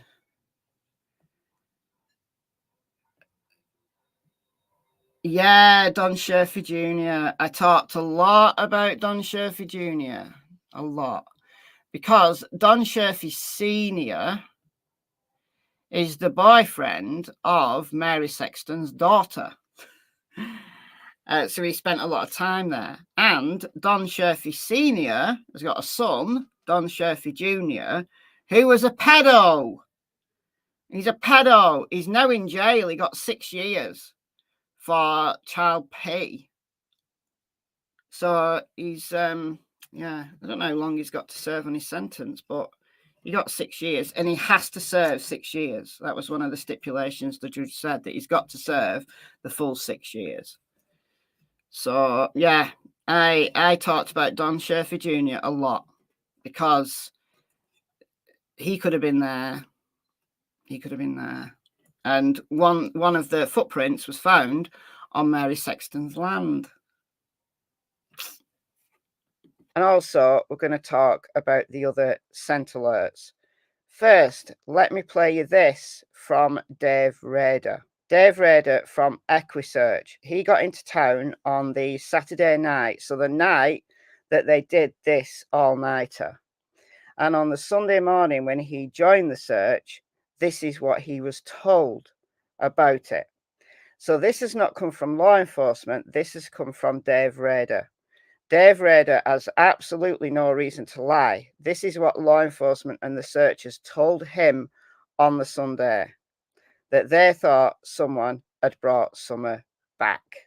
Listen to this. I can tell you the grid pattern that I seen from the incident command from inside and the mapping that they were doing and where they were sending us is that everything in and around that house for I would have to say probably a 2-mile radius around that house was saturated. All right, for those people who don't like things sped up, I can slow this down a little bit. Because Dave Rader sped up there.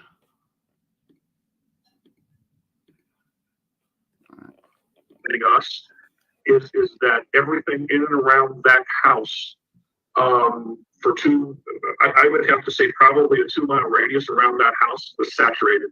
So I mean, you know, then there was the thought that on that Saturday night that I got into town, which would have been 4 days prior after she went missing, is that somebody said that they found a footprint. Now, I don't know the truth about that, but they had TDI, FBI. They had some of the locals there late at night. I got into town about 11 o'clock, and they were still searching until about 1, 2 o'clock in the morning, from what I understand, because they went under the assumption is that, oh hell, maybe if she was abducted, they're seeing all of this go down. They dropped her back off near the woods, and that she was now walking the woods by herself. So then they set up this good perimeter around there, and just kind of worked our way more towards the house to create that funnel effect. Okay. And we followed creeks. There wasn't a damn stone unturned. I can't imagine. It sounds like the initial search was concentrated close to the home, I guess with the belief that either she had wandered off or she was somewhere close. That's basically what you're telling me. I mean, if we analyze what you just said. Right. So basically what you do in a search scenario is that if the mother, in this case Candace, sits there and says, hey, my daughter walked away, you always go from the point last seen. Sure. And you just saturate the piss out of that area. And again, as the investigation goes on, that's when things start to turn, that you might have to shift your search strategy per se. To expanding that circle depending on the scenario and what the investigation points and leads to. Interesting, isn't it? All right, so I'm going to turn myself back to normal speed now.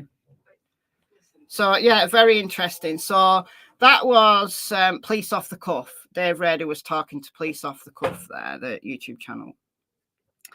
And he's also spoken to Duty Ron.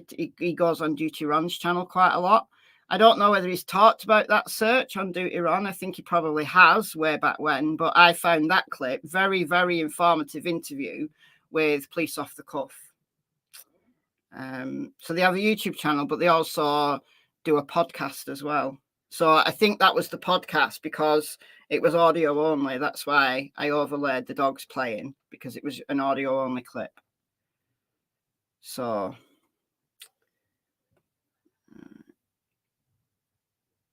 aren't we going back to Dobbs? No, I'm not going to go back to Jackie Dobbs. Jackie Dobbs was not even in the area on the 15th of June. He was there on the 14th. He'd already been chased off by Jodie Sue and Andy Bernard. He wasn't there, and he was on camera at a hotel. So no, Jackie Dobbs wasn't there. So no, I don't talk about Jackie Dobbs because he's not relevant. His son used to be in my Facebook group. I don't think he still is, but he used to talk a lot in my Facebook group. And you know, the amount of shit that Jackie got is just appalling. He's an old man. He's not very well, and he just wanted a quiet life. And he got accused of all sorts, and it just wasn't true. It's a shame, but it wasn't true. These little snippets that we forget unless we keep getting reminded of them and we stay grounded in the facts that we do have. So when they found that footprint on the 19th, they thought, oh hell, someone dropped her back off near the woods. And that was the scenario they were going with. So they funneled out from that point where the footprint was found back towards the house. They thought they were going to find her that night. That's why they pulled that all-nighter. But they didn't find her. But law enforcement...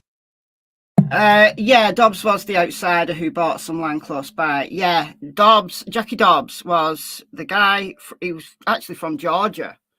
And he bought the 2-acre strip of land that's right next to Jodie Sue's land. That's why Jodie Sue... Jodie Sue, oh, the amount of shit she talked about outsiders. I've got all the clips on videos from Jodie Sue, like back at the time.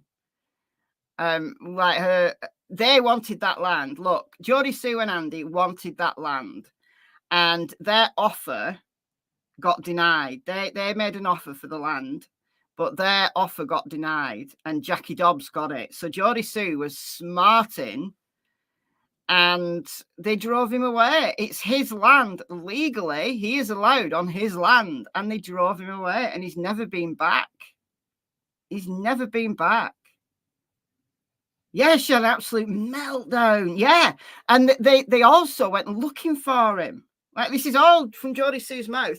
They went looking for him that night to make sure he wasn't, like, you know, camping out down any of the hollers. Like, they went all the way to Baileyton and all the way back the other way. So he definitely wasn't there on June 15th because they chased him away. It's crazy. Absolute craziness. Yeah, poor guy. He bought a tract of land that, you know, he just thought, oh, he can go and relax on it. He was going to put a cabin on it. And the land is way steep. The realtor's pictures of the land, it makes it like look flat.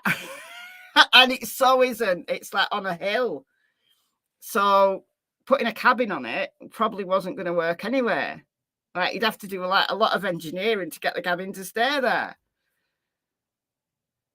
So, yeah. So as far as I know, he still owns land. Last time I checked the Tennessee property assessment records, he was still the owner, legally the owner of it. So, can you imagine living next to Jodie Sue? No, I can't imagine living next to Jodie Sue.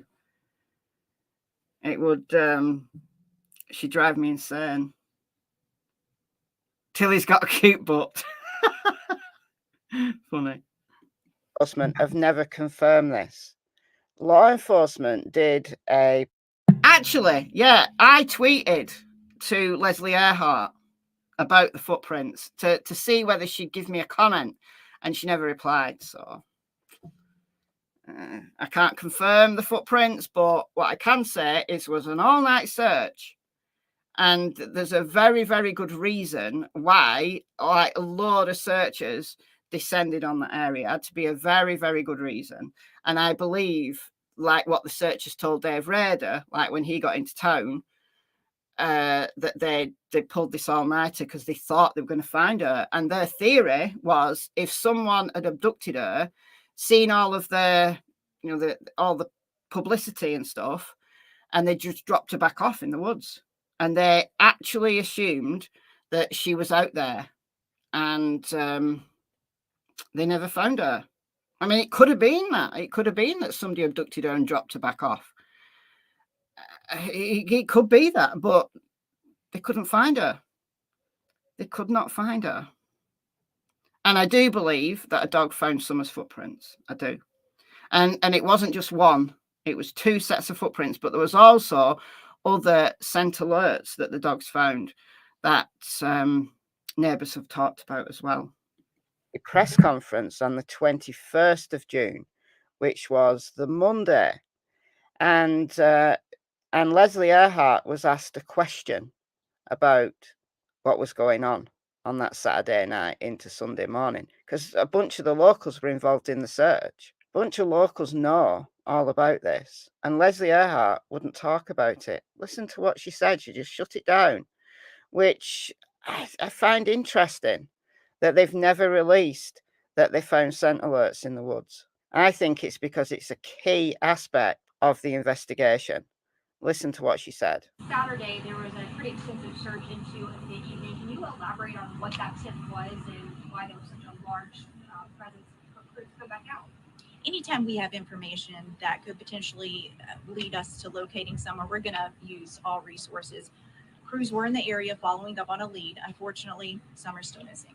All right, so let's take. Yeah, I stick by what I said there. What I said on the 20th of June 2023, so nearly a year ago. I stick by that. I think it's one of the only things they've got, and it's important to the investigation. So they've not released it publicly, but the neighbours have talked about it. So Mr. Phillips, so his land is here. He no longer lives there. He sold it, but there was a footprint on his land. And he talked about it a lot in the Facebook groups in the early days. There's no reason for him to lie. Absolutely no reason for him to lie. I've also got some screenshots of him talking to Mary Sexton's daughter. Like, he actually released those. And she said that they'd found a footprint on her land. So Mary Sexton's land. So I've even got the conversation between those two. And also one of the neighbours thought that someone might have had a dog with her, that a dog might have gone with her. Now, I don't know whether it's because one of the dogs went missing. I have no idea. But I think that was Mary Sexton's daughter who talked about that. Fred Hill has also talked about the scent alerts closer, the one on his land. Now, look, Fred Hill has told us some stuff that clearly isn't true. So I don't know whether Fred's telling the truth, that there was a scent alert on his land. I've no idea. But there was a scent alert near the creek. So I think this is Mr. Gourley, because this is Mr. Gourley's land. And Cam from Tracking Cases, when Cam and Ali used to do searching before they, had all the problems with drugs and stuff. I think it was Mr. Gourley who told them that there was a scent alert on his land as well. So why would these neighbours, like taking Fred out the equation, because he's dubious, but the other neighbours, there's no reason for them to lie. There's no reason for Mr. Phillips or Mary Sexton's daughter or Mr. Gourley for them to lie. There's absolutely no reason why they would lie. None of them have come out and spoken publicly. I mean, Mr. Phillips was writing in Facebook groups in the early days until people just attacked him. So he took down all his posts. But fortunately, people had screenshotted them. But no reason for them to lie whatsoever. So I do believe that the footprints are real.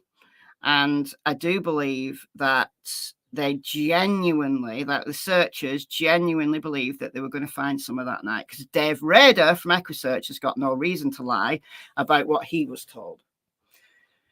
What age is Fred? 40 something. I could look it up, but in his 40s. Okay. A look at the map. Obviously, this is where Summer went missing from, 110 Ben Hill Road. Don has consistently said that they tracked Summer's scent down the dog trail, so that's why there's a pin there. That's Jodie Sue's cabin. That's just there for reference. There was no scent alerts found on Jodie Sue's land. Well, the Bernard land, not Jodie Sue's. Jodie Sue doesn't own any land.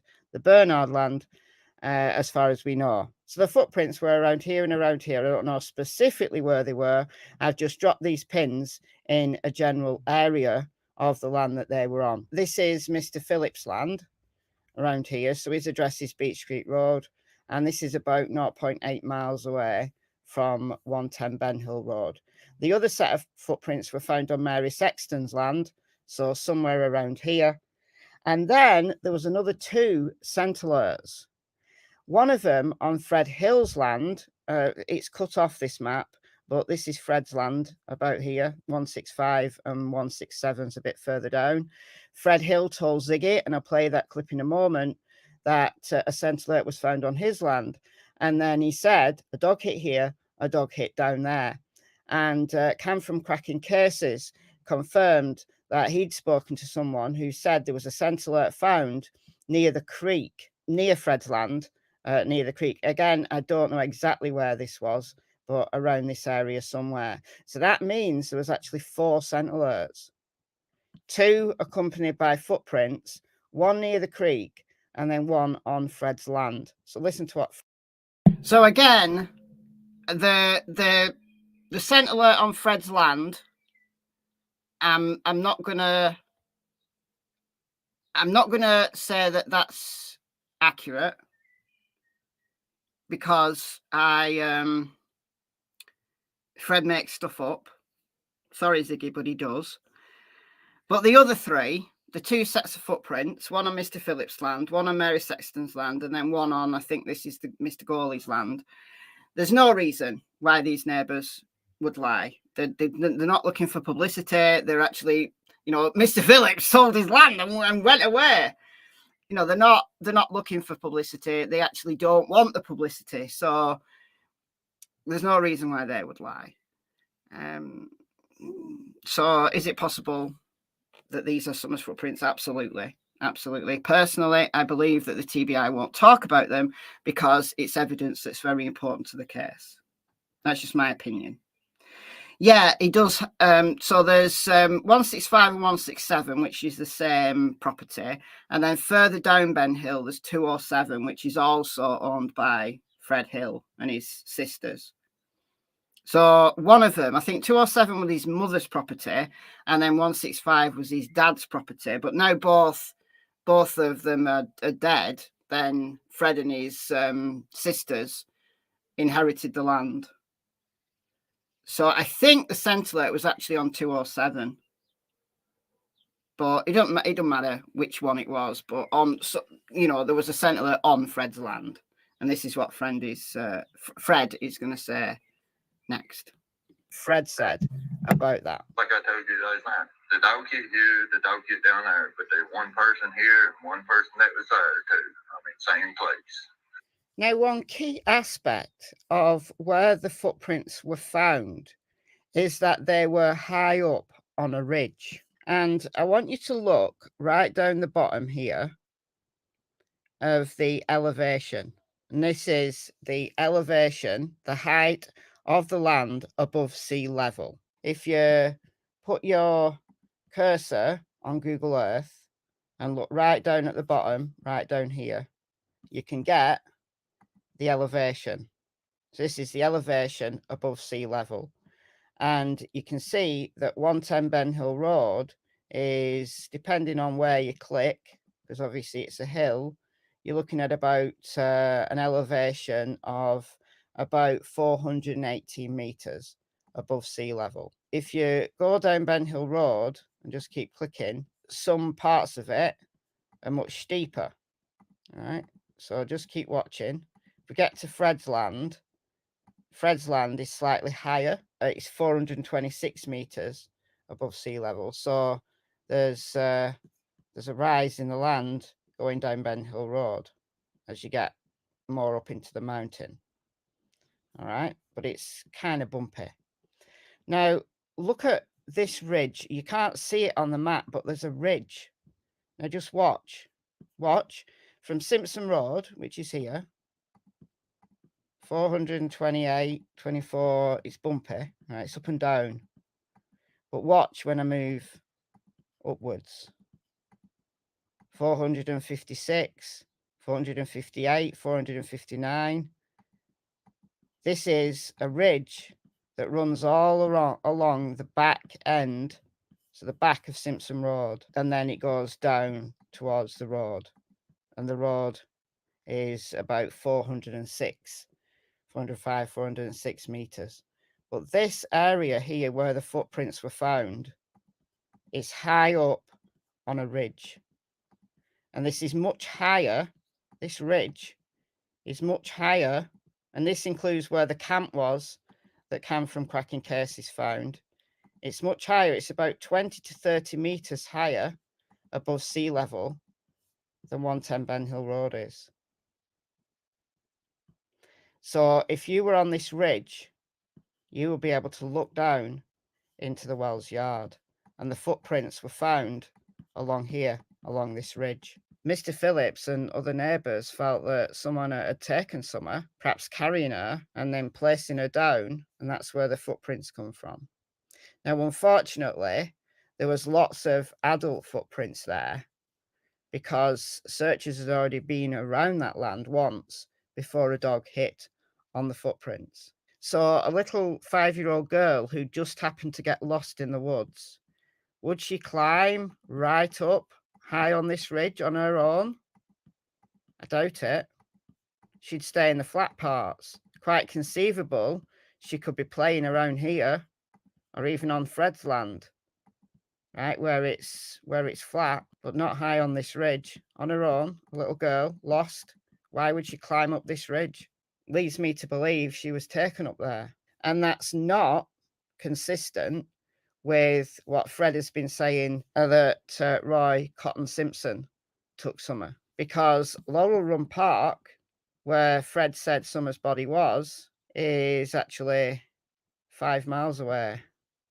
Right up here. It's 5 miles. And Roy Cotton Simpson's house is just around here somewhere. Don't know, you tell me. And before I go, some people are saying that cadaver dogs have never been used. Yes, they have. These are pictures taken from November, the November search, and then pictures taken from the February search.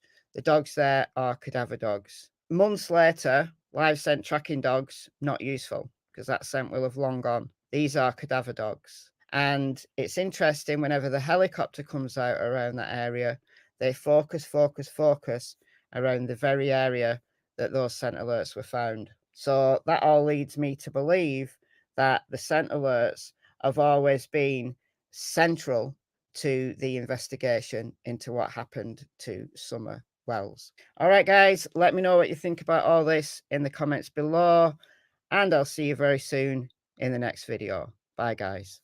Good boy, hold on. Good boy. Noodle had a very short haircut then. So, yeah. Yeah.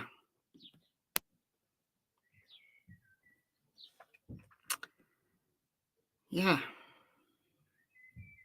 I think those footprints were Summer's.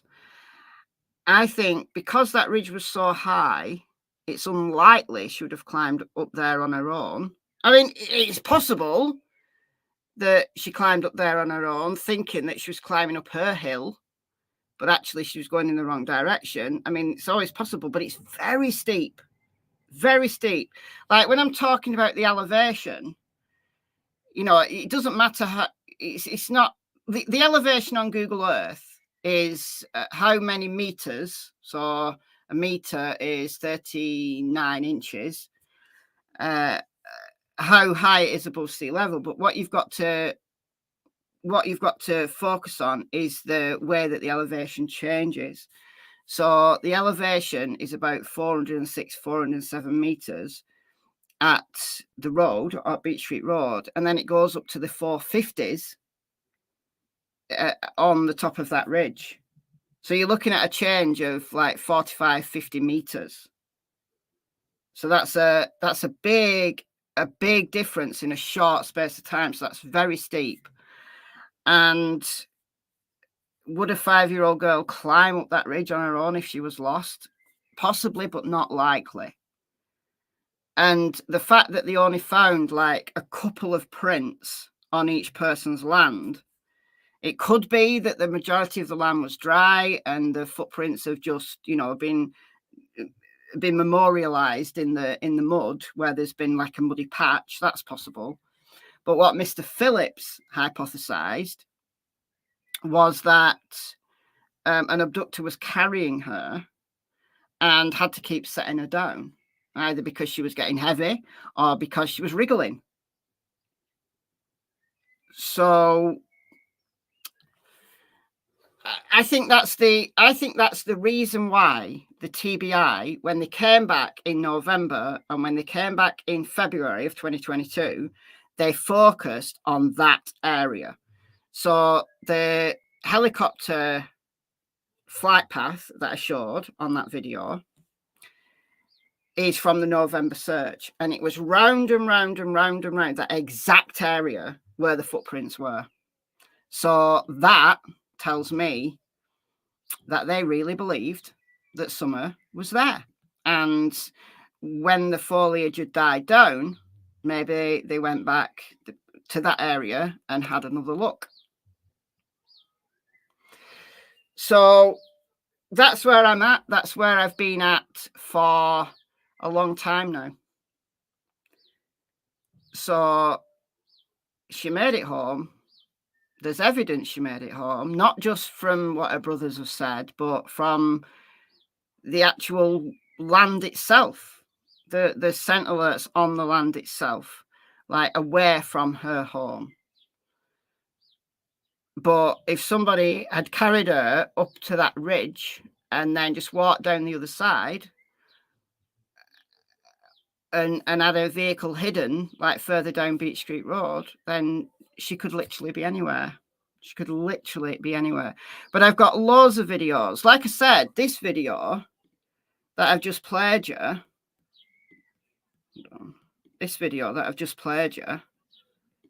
is just one of the videos that I've got on the footprints. And I don't know why this video, like I said, I don't know why this has had 99,000 views. And my other videos on the footprints, on the scent alerts, on what Dave Rader has said, all of that. I've got loads of videos on it, loads. I don't know why those videos have had a tiny fraction of the views of this one. I don't know why this video took off. It just somehow hit the algorithm and ended up being one of my most popular. It's the most popular video that I've got on the Summer Wells case. I've got a number of Chris Watts videos that are high views than that. But yeah, this one, for some reason, just took off. So I put the link to it in the chat for those of you who want to go and listen to it again and, you know, digest the information. And for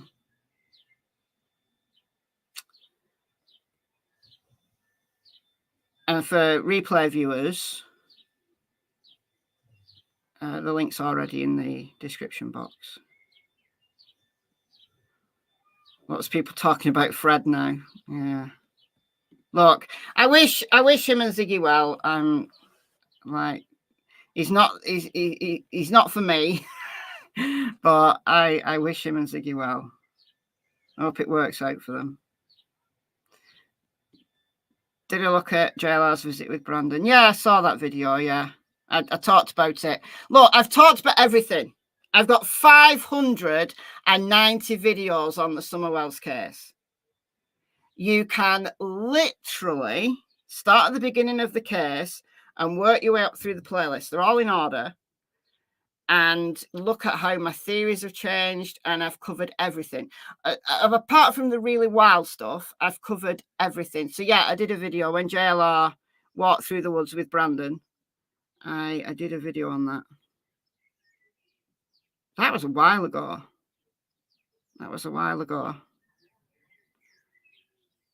Didn't a teacher or something get accused of what?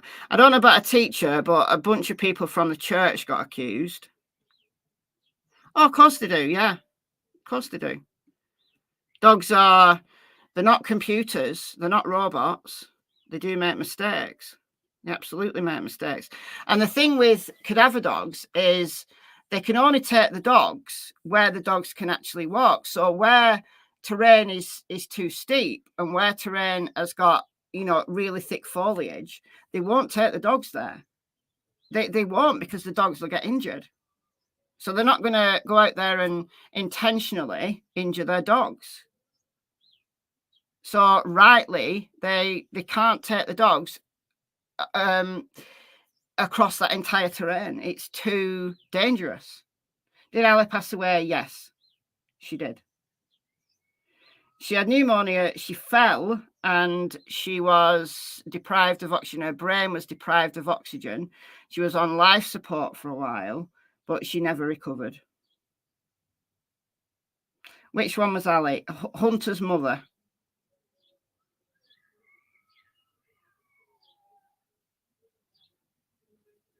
Have we got any more questions? I've been on here for more than 2.5 hours now, so I'm going to wrap it up shortly. Because people don't watch lives when they get too long. And, you know, this one, I've covered the entire case. I've covered the entire case by viewing just 2 of my previous videos. Word was a Finlander was in the area. Oh, dear. Oh, dear. Yeah, we're crossing cases here now. Well, who knows? Who knows? Just wonder why Don and Candice push the abduction narrative.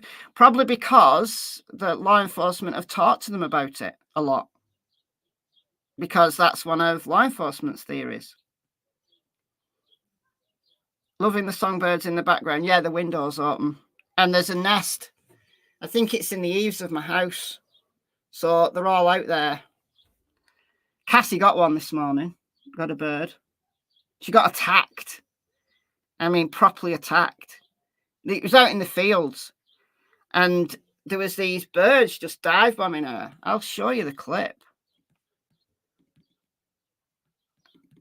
Like, I only started filming it when there was all this squawking. So there's no blood and gore. And she would not come back. And then she eventually came back and she had this bird in her mouth. Hold on. Oh, it won't let me show you like that. Hold on. Hold on a second.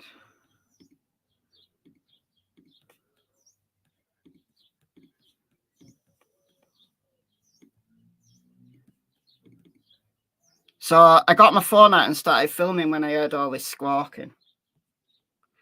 So you actually, I don't think you're going to be able to hear the audio.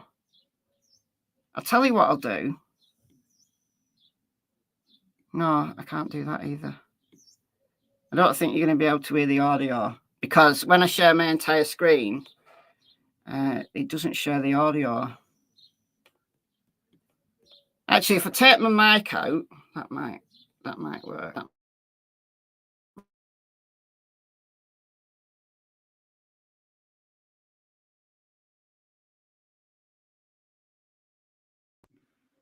Right, you should be able to still hear me now.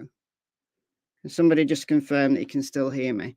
I've taken my mic out, so the sound's now coming from the laptop. You can still hear me, can't you? Just need one person to confirm you can still hear me. Yeah, good. Right, you should be able to hear the squawking then. So if you're faint of heart, there's nothing gory, but you should be able to hear this audio now.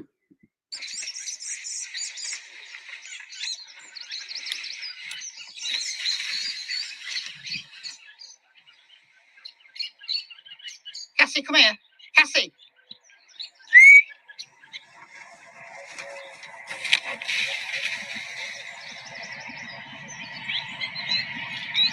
This way, Cass. She just completely ran off. She totally ran off because she had a bird. And there was a bird. There was literally birds. You can't see it. It's if I can't zoom in on this because it's just a raw clip. But they were going berserk. They were dive bombing her.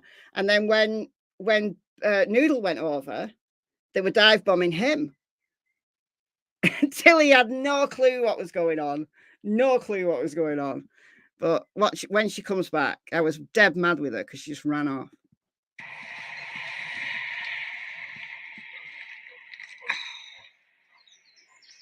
Come on, Phil.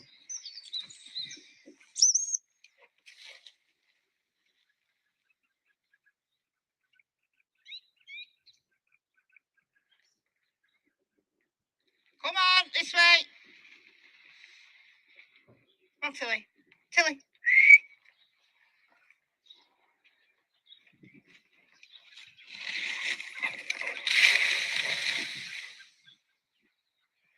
Noodle. Come on.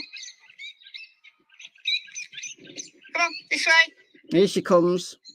So there's still a bird. There was still a bird chasing Cassie. I'm gonna zoom it right in. When I edit this, I'm gonna zoom it right in. There was a bird chasing Cassie as she came out. So I don't know where she'd gone. She'd gone off back into the street somewhere.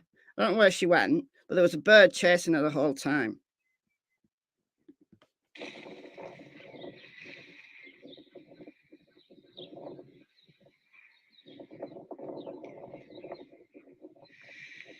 She's got a bird.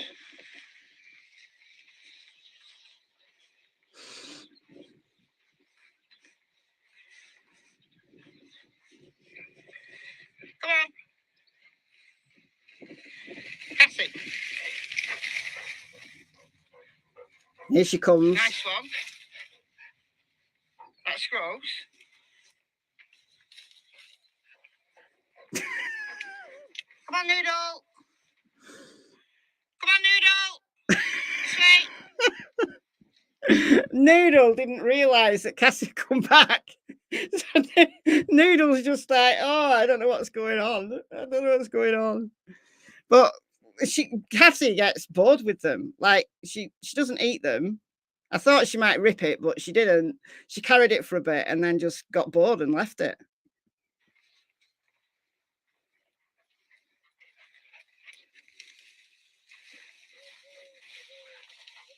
You're going to eat that? You're going to eat that, aren't you? Oh, that's gross. Yeah, so that happened this morning. That happened this morning. Dear me. Yeah, birds will do that if you get close to the nest. But it looked like a big bird. So I think it was probably, like, given the time of year, it was probably a bird that had left the nest and, like, wasn't flying very well yet. And so the parents and the family were still watching out. But there were several birds. I think they were blackbirds. There were several birds out there dive bombing. Was it a blue jay? No, I think they were blackbirds. I'm going to have to zoom in. I have to zoom in and actually have a look. But she's had a bird from there before. Right from that location before. She had a bird last year. I think around the same time. So it's when birds like leave the nest and they're big, they're grown up, but they're not flying very well yet. Because it was a big bird. Oh, magpies, they are vicious and incredibly intelligent. Like they're part of the corvid family, like the crow family. They are very, very intelligent birds. Yeah, 3 years. Yeah. Fred didn't say Cotton took summer. He said Cotton knew something or had information. Yeah, he kind of implied that he did, though. Kind of. But, yeah. Yeah, I like crows. And beware of the goose. Yeah, I don't think Cassie would be able to take down a goose. She might try, but I think she'd probably get chased.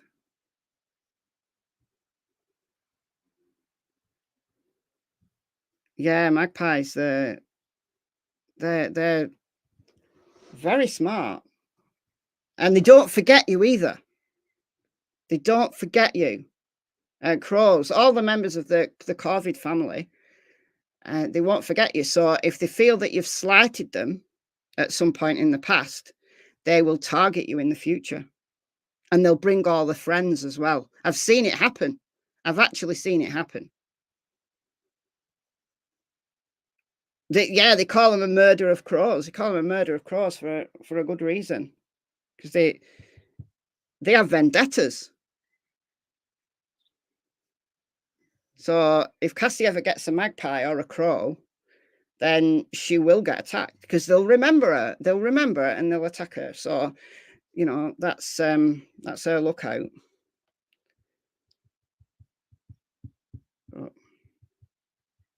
Anyway, I'm going to go. So been on here for a long time now.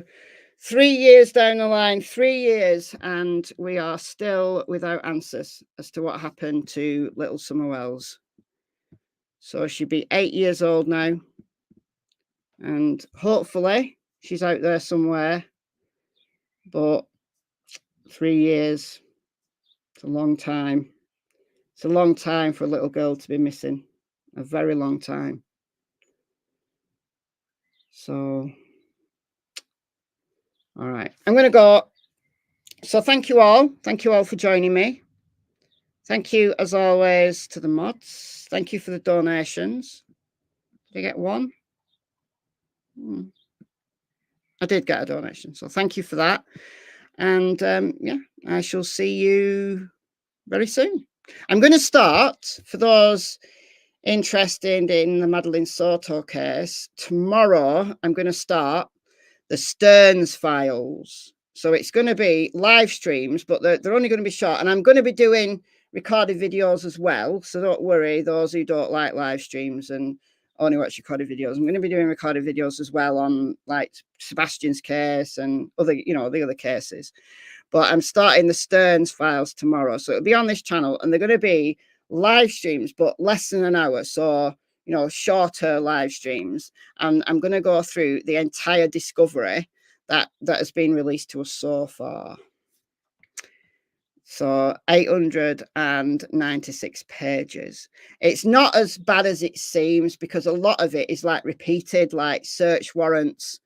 There's a lot of redactions. So it's actually, it sounds a lot, but actually I think we'll get through it fairly quickly. At least some of it fairly quickly. So every day I'll do like I'm going to try and keep them to like 45, 50 minutes so that they're watchable.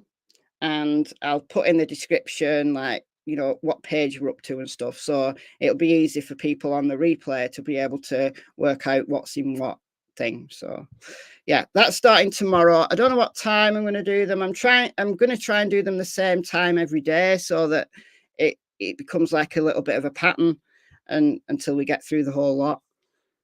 So yeah, I don't know what time yet, but yeah, I'm going to do that. Blue Willow, member for 27 months. Thank you so much. So if you're into Madeleine Soto case, do look out for those. Put your notifications on, you know, so that you won't be notified when when I go live. You know, YouTube notifications sometimes work, sometimes don't. 11-ish. Well, it depends. 11-ish. What time zone? What time zone? It'll probably be like maybe 6 p.m. my time, maybe.